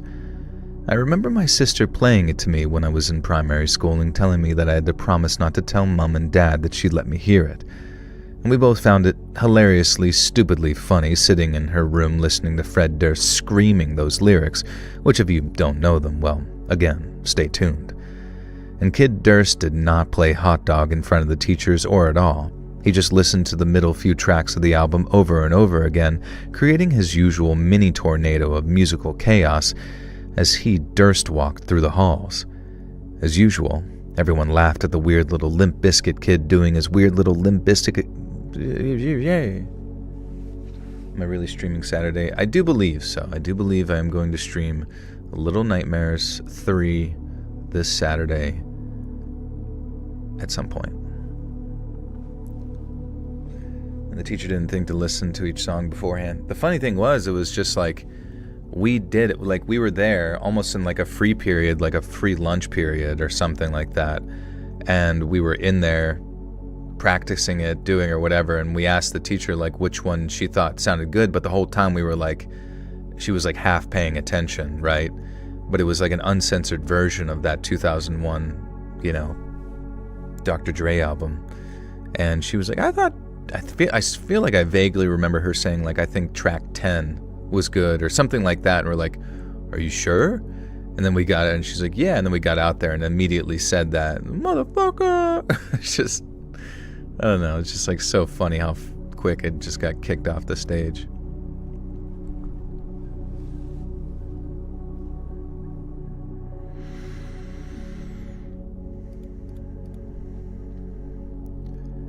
As usual, everyone laughed at the weird little Limp Bizkit kid doing his weird little Limp Bizkit routine. And as usual, Durst thought that he was intimidating as all frick and the coolest kid on campus. And when we all showed up for music class, things were suspiciously quiet and calm. And that's because Dirt was dirt. It's because Dirt. And that's because Durst was late to class. Mrs. Beaton took the register and asked if Durst was out today. One of us said no, he was in school, but she just shrugged and began the lesson, which today was going to involve listening to some classical music and talking about Tchaikovsky. You need muffin? I thought you said you had blueberry muffins. Booberry muffins. Poopberry muffins. Dingle related. Tchaikovsky. Okay. Tchaikovsky. Oh yeah, guys, probably don't exchange socials. Just because you don't really know who everybody is, it's just smart not to exchange that kind of stuff, just to protect everybody in here.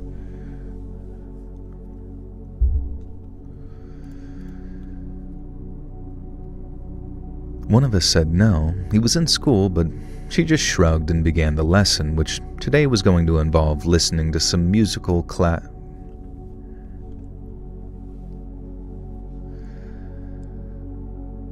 One of us said no, he was in school, but she just shrugged and began the lesson, which today was going to involve listening to some classical music and talking about Tchaikovsky. I don't remember if that really is what it was, but something like that probably. And Mrs. Beaton gave me some preamble and then sat down at her desk and put her hand on the CD player. It was like Durst timed his arrival for that moment. In my memory, looking back, I would swear that I could hear the faint sounds of the intro track, Who's in the House? Limp Bizkit is in the house, drifting in from the corridor as Durst made his way to class. And then as track 1 became track 2, he slammed the door open, stepped in, and slammed it shut behind him. Then, with a bow and a flourish, Durst interrupted our music class with a memorized, word-perfect sing-along to Limp Bizkit's titular track, Hot Dog. Now, I won't quote the whole song, obviously. I can't quote the whole song on YouTube, but I remember once hearing that Hot Dog held the world record for the most number of F-bombs used in a song, at least for a while.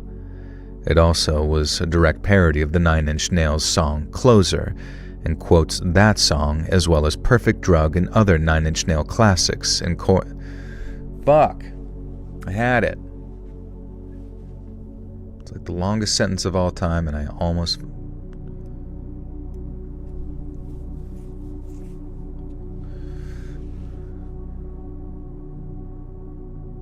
No, don't... No, guys, stop. Stop!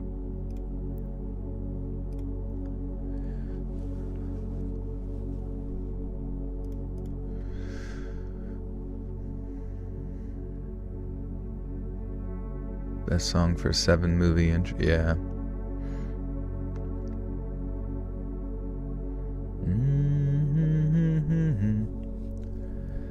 I won't quote the whole song, obviously. I can't quote the whole song on YouTube, but I remember once hearing that Hot Dog held the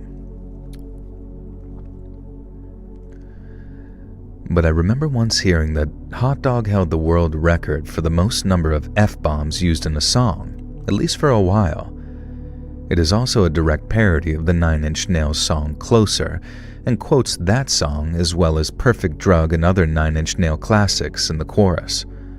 Oh my fucking god. Chorus, right? Yeah, chorus.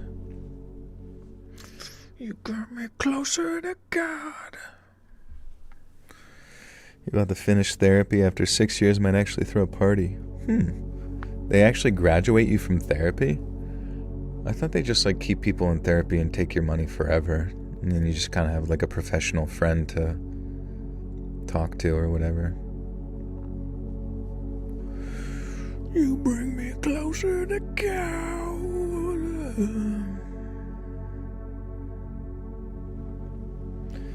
I took time off to go interview at something really, really cool. My God, I love that song. The video. Oh, you took time off?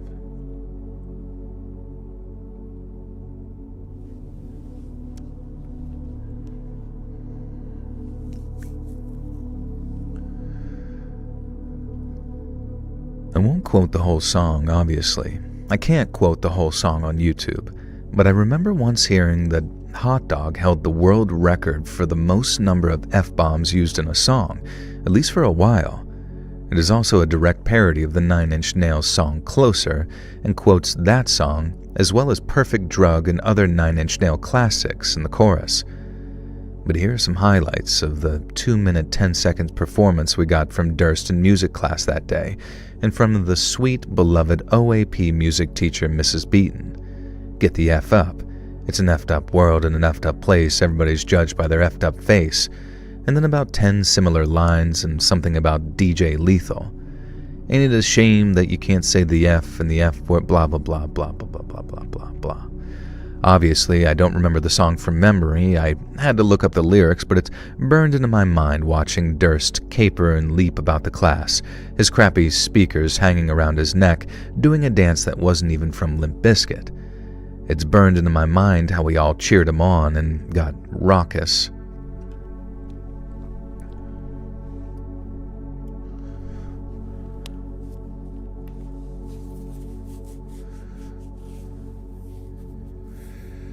I'm off this weekend and next week, and that's why I'm here at 3 a.m. Y'all, what's up? Oh, okay, nice. That's awesome. 9-foot nails. This kid, I know, the kid's not even creepy. I don't know what the fuck is going on. I feel like these last two haven't even been like about creepy kids at all, bro. It's been like long, like this is the longest fucking preamble of all goddamn time. Just literally like, oh my God.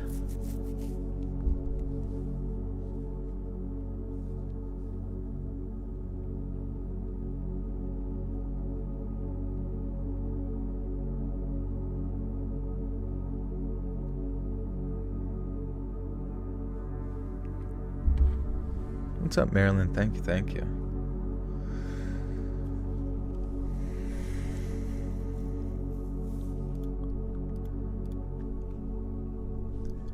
It's burned into my mind how we all cheered him on and got raucous every time he said the F word, which is a lot in this song, and it's burned into my mind how none of us dared to even look at Mrs. Beaton the entire time, because surely even she would be furious at Durst for this insanity. And Durst finished with a flourish of, "Just know that nothing you do can bring you closer to me." And the class fell silent, and that's when we all knew, Durst included, that this had gone too far this time, that the whole class should probably be ashamed. I turned to look at Mrs. Beaton to see what the teacher's reaction to Durst's disruption and constant use of the F-bomb was. She was sitting at her desk, staring ahead, breathing heavily. Durst just sort of stood there, looking defeated and pathetic. It was the most normal human behavior I'd ever seen from him. He even took his cap off and muttered, "Sorry, miss," and went to sit down. Mrs. Beaton was still staring ahead, breathing heavily, and she even went to...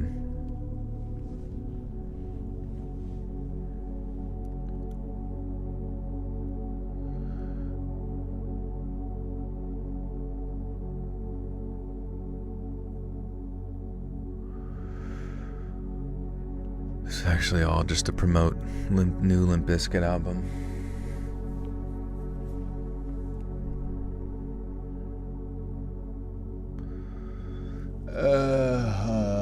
There's still so much to go. I don't even know what the fuck, why. What is there left to say? This bitch better go fucking nuts, man. Oh my God. How did we, like, how many fucking pages did we go through of just, like, literally hearing that this kid...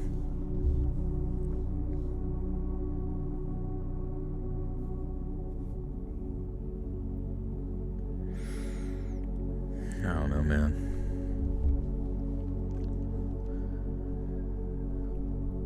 Mrs. Beaton was still staring ahead, breathing heavily. She didn't even look at Durst as he went and sat down, and looking a bit sheepish. And that's when I realized that she wasn't looking at any of us. She was staring off into space, like the top left corner of the classroom, so staring at nothing basically. And one of the other students quietly said, "Miss?" to try and get Mrs. Beaton. Oh my God. I know, this would make a lot of sense to read this beforehand. One of the other students quietly said, "Miss?" to try and get Mrs. Beaton to react. She slowly stood up, and as she did, so I could tell even then something was deeply wrong, she swayed on her feet, her breathing still heavily, and we still thought that it was just anger and outrage at Durst. Mrs. Beaton took a few unsteady steps out from behind her desk and into the center of the classroom. The desks had been arranged in a sort of U-shape around the teacher's desk, so there was a central space where we'd congregate if we played the instruments. Right now it was empty, and this is where Mrs. Beaton walked. The whole time she was staring into space, and then she reached up with her right hand and gripped her chest. Okay.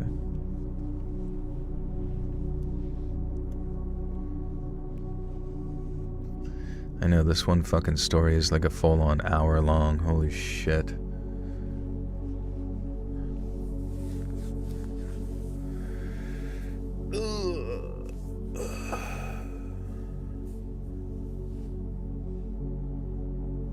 What?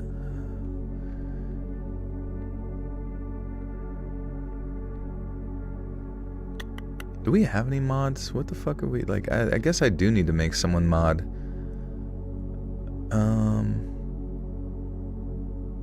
I don't know, it's fucking weird. How do we not have a single mod here tonight? That's kind of strange. Justin, do you want to be mod? Yeah, you can be mod.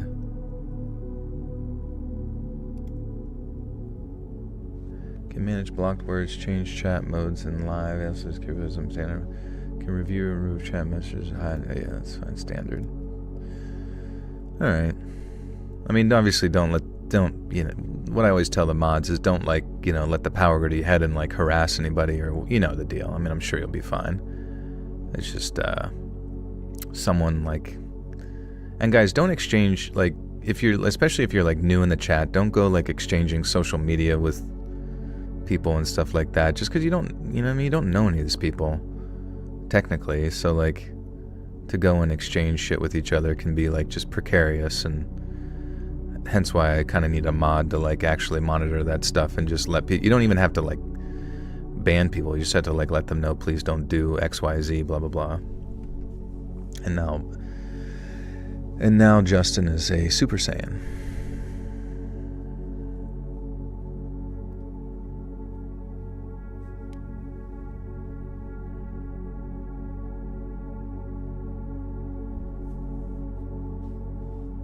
Wait, where'd Justin go?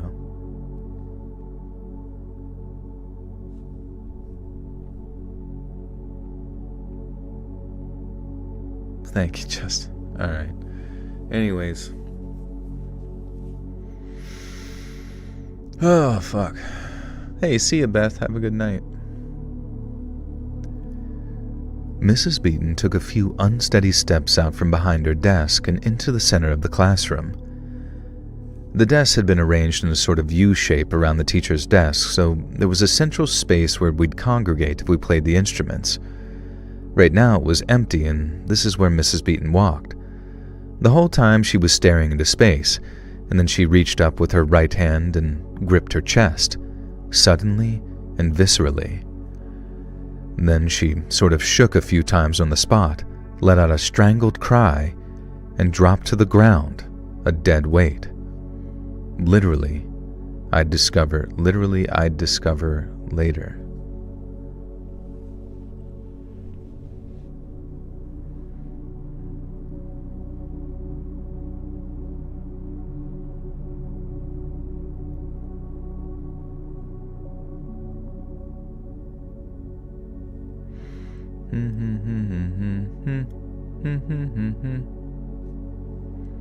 Guys, be nice to each other. I don't even know what you're arguing about. I don't even want to know about. It literally leads to, like, Fred Durst causing a heart attack in somebody. I thought she was going to pick him up and throw him through a fucking window, bro. Come on. How is this even an evil kid? Because he liked Fred Durst? He seemed like a nice little stupid idiot. I guess he growled at people or whatever.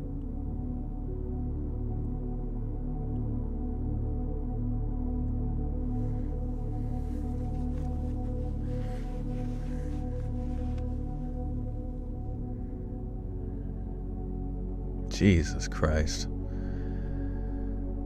Then she reached up with her right hand and gripped her chest, suddenly and viscerally. Then she sharded. Then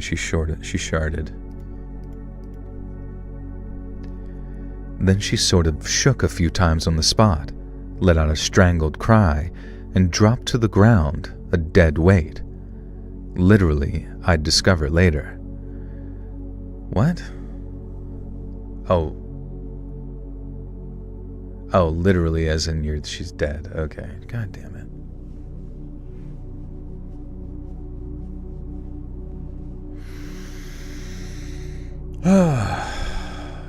Should really tell the chat to stop putting me down because this is unbelievable.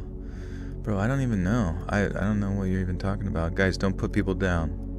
Guys, I'm gonna get the freaking hammer. I'm gonna get the tenderizer. But also don't, okay. I don't know. Be nice to each other. It's pretty scrimple. It's pretty shrimple, everybody. Sierra's the one asking for personal information. Well, I told her, I said, don't exchange socials, because it's, you know how it goes. But I understand why people would want to exchange socials, but it's not smart to do it within this context. Bada bing, bada boom, you get the idea. And that's a rule for the chat, which I probably should have established like 9 million years ago. Then she God damn it. Then she sort of shook a few times on the spot, let out a strangled cry, and dropped to the ground, a dead weight. Literally, I'd discover later. Mrs. Beaton had suffered a massive, devastating heart attack and a brain aneurysm. And to those of you who saw it happen,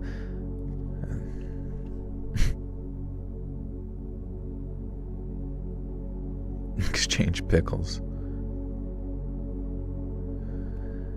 And to those of us who saw it happen, we'd swear it occurred as a result of sudden trauma.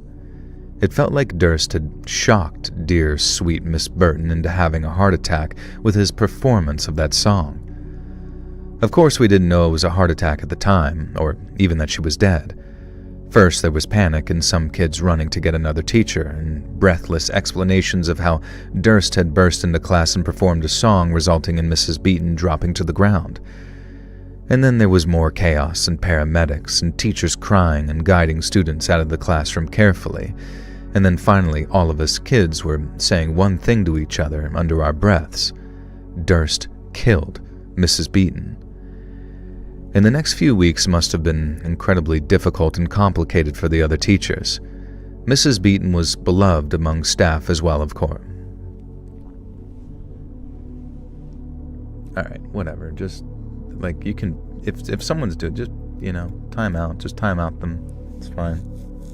It's annoying. It's childish and weird, don't care. Okay, the next few weeks must have been awfully difficult. The next few weeks must have been awfully difficult and complicated for the other teachers. Mrs. Beaton was beloved among staff as well, of course, and it's really hard to argue that Durst didn't kill Mrs. Beaton, even though he obviously didn't mean to or even mean to harm her. But adult teachers can't go accusing a 12-year-old boy of killing their 76-year-old colleague because she had a heart attack in response to his bad behavior. They still had to treat that bad behavior in the same way they would have normally treated it. Unfortunately for them, they all knew that they'd been complacent with Durst, and if they suddenly acted differently, it would imply they believed that he was at fault.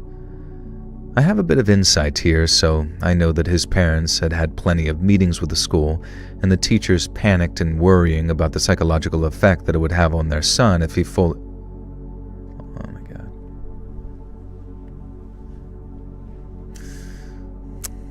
Fucking shit.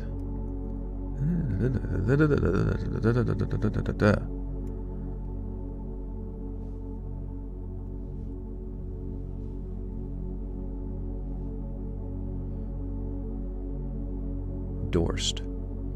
Fred Dorst. Well, yeah, I mean, the story's not over yet, but that's literally it. It was a fucking 75, not even 75, I think it was 90% of the story was talking about this annoying kid who really didn't even seem like that bad of a kid or evil.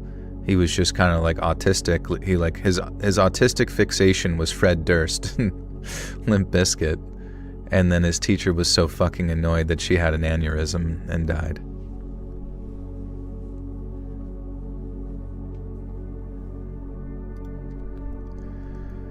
Unfortunately for them, they all knew they'd been complacent with Durst, and if they suddenly acted differently, it would imply that they believed that he was at fault.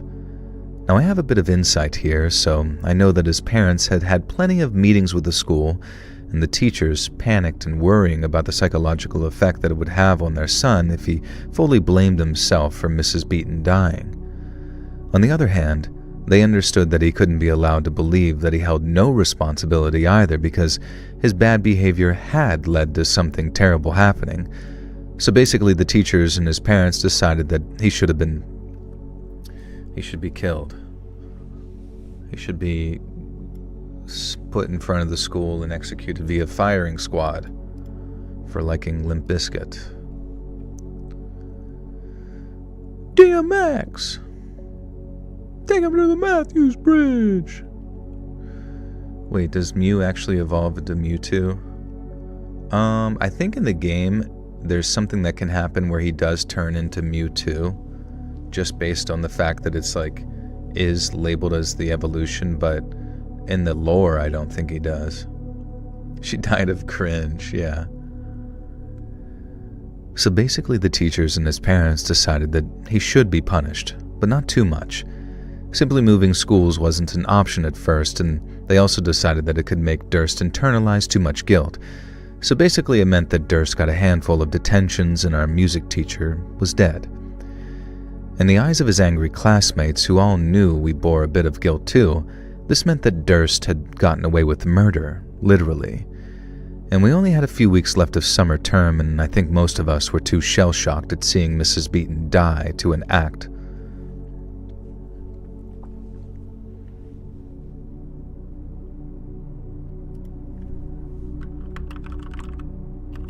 I'm just going to type that because it's funny.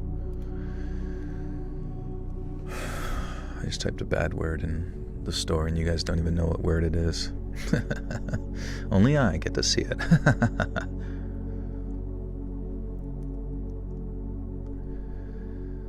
We only had a few weeks left for summer term, and I think most of us were too shell-shocked at seeing Mrs. Beaton die to literal cringe to actually act on it then. We all received counseling, although surprisingly little concerning that we'd seen a woman die in front of our eyes. And our class also had a special assembly without Durst, where the headmistress herself emphasized strongly that while Durst's behavior had been unacceptable, it was very important that we all realized that Durst did not intentionally harm Mrs. Beaton, and that she was very old, and we all had our part to play, and blah blah blah. We were little kids, and not very compassionate, and also certainly didn't want to admit that we all egged Durst on that day. And so instead, we spent the summer seething and plotting with our friends and talking about how we were going to make Durst pay in the autumn term. Honestly, I think we were surprised that he even actually showed up at school in September. I didn't know until later that moving schools would have been a really awkward and difficult option, so I'd genuinely just been expecting never to see Durst again. The kid who showed up at first of year 8... What the fuck? Why is the story not over yet, bro? Holy shit. Oh my god, there's still like 2 pages left of fucking... Why? Why? What is there left to fucking say?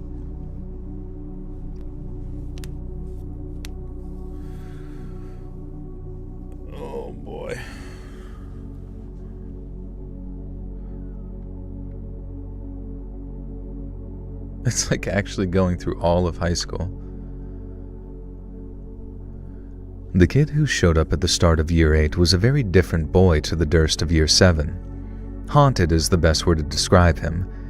Clearly, if there was one person who blamed Durst for Mrs. Beaton's death, it was Durst himself. On the first day of class, he walked up to our form room teacher and handed over a note, and then quietly sat in his seat. The teacher read the note and addressed the class to ask if we would call Durst by his real name, Ben, going forward, and then moved on with taking register. Durst, or Ben, just kept to himself after that, and he barely spoke to anyone, and when he did, it was because he had to.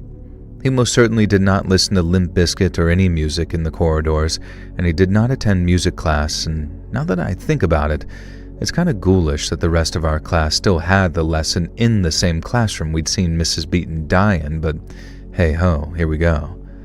And the new teacher was young and inexperienced, and some of the boys in the class would make half-hearted jokes about how the role was cursed because of Mrs. Beaton, but nobody really got mad at them for it because we all knew the respect.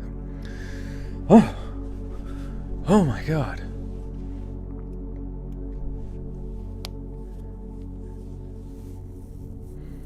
Yeah. The kid is evil just for sending. The writer's actually evil right now.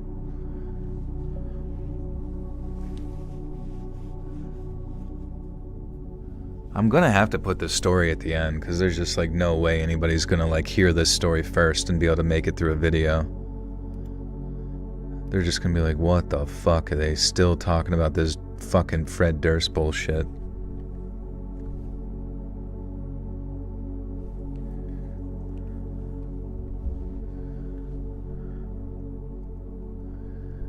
The new teacher was young and inexperienced, and some of the boys in the class would make half-hearted jokes about how the role was cursed because of Mrs. Beaton, but nobody really got mad at them for it because we all knew that the respect that we had for her was good.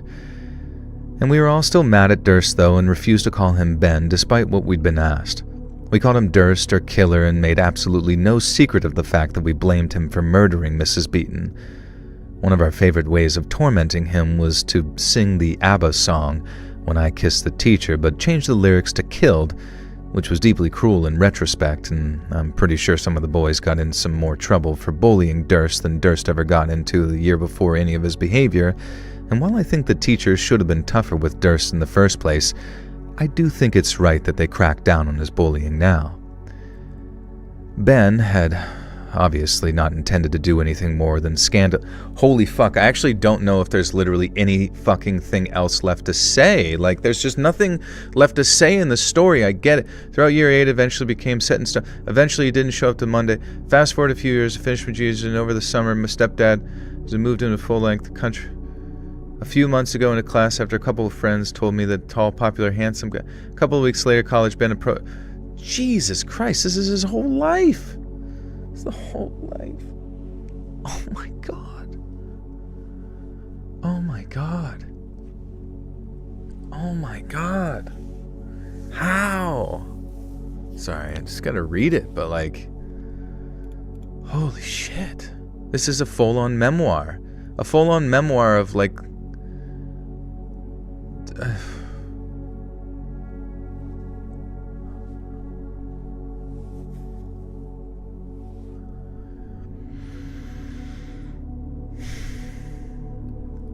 Durst, or Ben, had very obviously not intended to do anything more than scandalize Mrs. Beaton. Certainly not kill her, and even then as a kid I could tell that he was deeply haunted and guilty about it.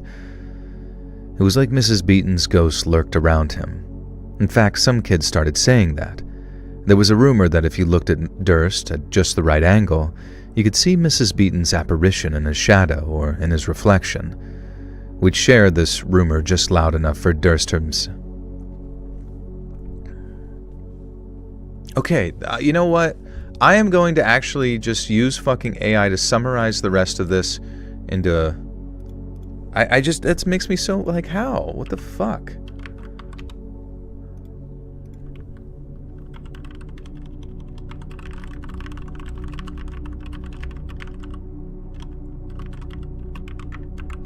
Like, there's nothing fucking left to say. The kid likes Fred Durst. The only point of scary was the fucking teacher dying. God, fuck, man.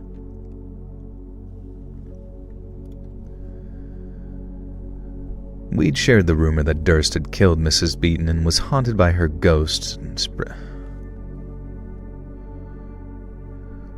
We spread the rumor that Durst had killed Mrs. Beaton, and he was haunted by her ghost, and we spread that relentlessly through year 8, turning cruel teasing into a fixed belief despite teachers' attempts to stop it.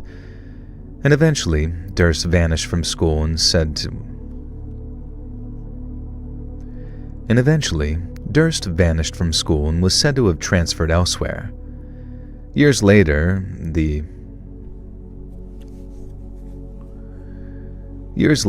I moved south to Brighton for college and met a very confident, popular guy named Ben who looked vaguely familiar. And when he revealed that he'd been Durst from our old school, I was shocked. He'd been completely transformed. Ben went on to explain that he'd struggled deeply with the guilt, but had come to find peace, even seeing Mrs. Beaton's spirit as a sort of guiding, forgiving presence that helped him change for the better. And we eventually grew close, literally dated, and I'm not joking, married and had children. Now, reflecting back on all, I don't even, you know what?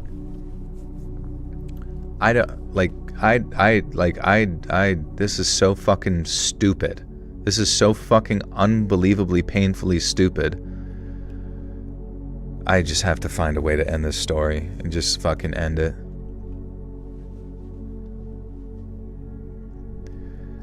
We'd shared this rumor just loud enough for Durst himself to hear, and more than once I caught him staring at his reflection or his shadow in a very nervous way. And throughout year 8, it eventually just became set in stone fact that A, Durst had killed Mrs. Beaton, and B, Mrs. Beaton's ghost was now haunting Durst. The bullying continued, and no matter how severely the teachers tried to punish us, we would not stop. The bullying continued, and no matter how severely the teachers tried to punish us, we would not stop calling Durst a killer and telling him he was haunted. That's the end. That's it. You guys are dicks. No one gets married. That's it. Durst is a weirdo. Holy fuck. Jesus, man. What the actual goddamn fuck? How is there still pages left to even say a single fucking thing about any of this?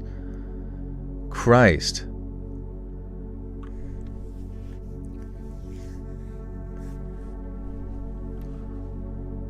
Alright, let's just do the outro and get out of here. That is frustrating as shit.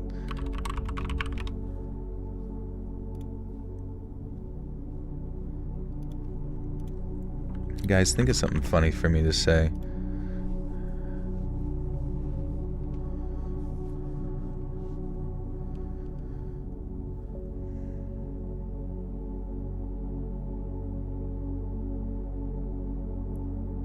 I know, it goes into the wedding ceremony and then it just restarts with their kid getting into Fred Durst. It's just what the fuck? What the actual fuck? How did they I swear to God, you could have edited out almost 90% of the entire first part leading up to the teacher dying. Hey friends, thanks for listening. Click that notification bell to be alerted of all future narrations. I release new videos every Monday and Thursday at 9 p.m. Eastern Time, and there are super fun live streams on Sundays and Wednesday nights. If you got a story, be sure to submit them over at my email, letsreadsubmissions@gmail.com, and maybe even hear your story featured on the next video. And if you want to support me even more, grab early access to all future narrations and bonus content over on Patreon, or click that big join button to hear about the extra perks for members of the channel. And check out the Let's Read podcast, where you can hear all of these stories and big compilations located anywhere you listen to podcasts. I also have a true crime channel called Saturn Soul. All links are down in the description below. Thanks so much, friends. And remember, I think I've had just about a goddamn enough.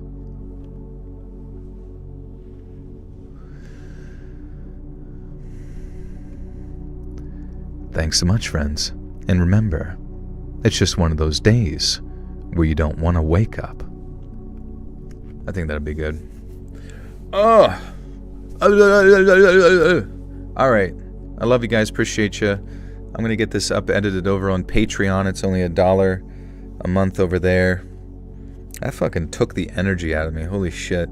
But yeah, then it'll be on YouTube, same time, same place, 9 p.m. EST. Watch it right when it comes out. It's helpful. Yeah, that was all the stories. This one turned out to be so fucking long that I thought, like, I just thought that there was going to be something beyond it, but that was literally it for the whole fucking rest of the duration there and whatever. Yeah, then I keep an eye on my social media at letsread.official, as well as the community tab to let you know if I'm going to go live Saturday for maybe some Little Nightmares 3. I think that'll be fun and stuff.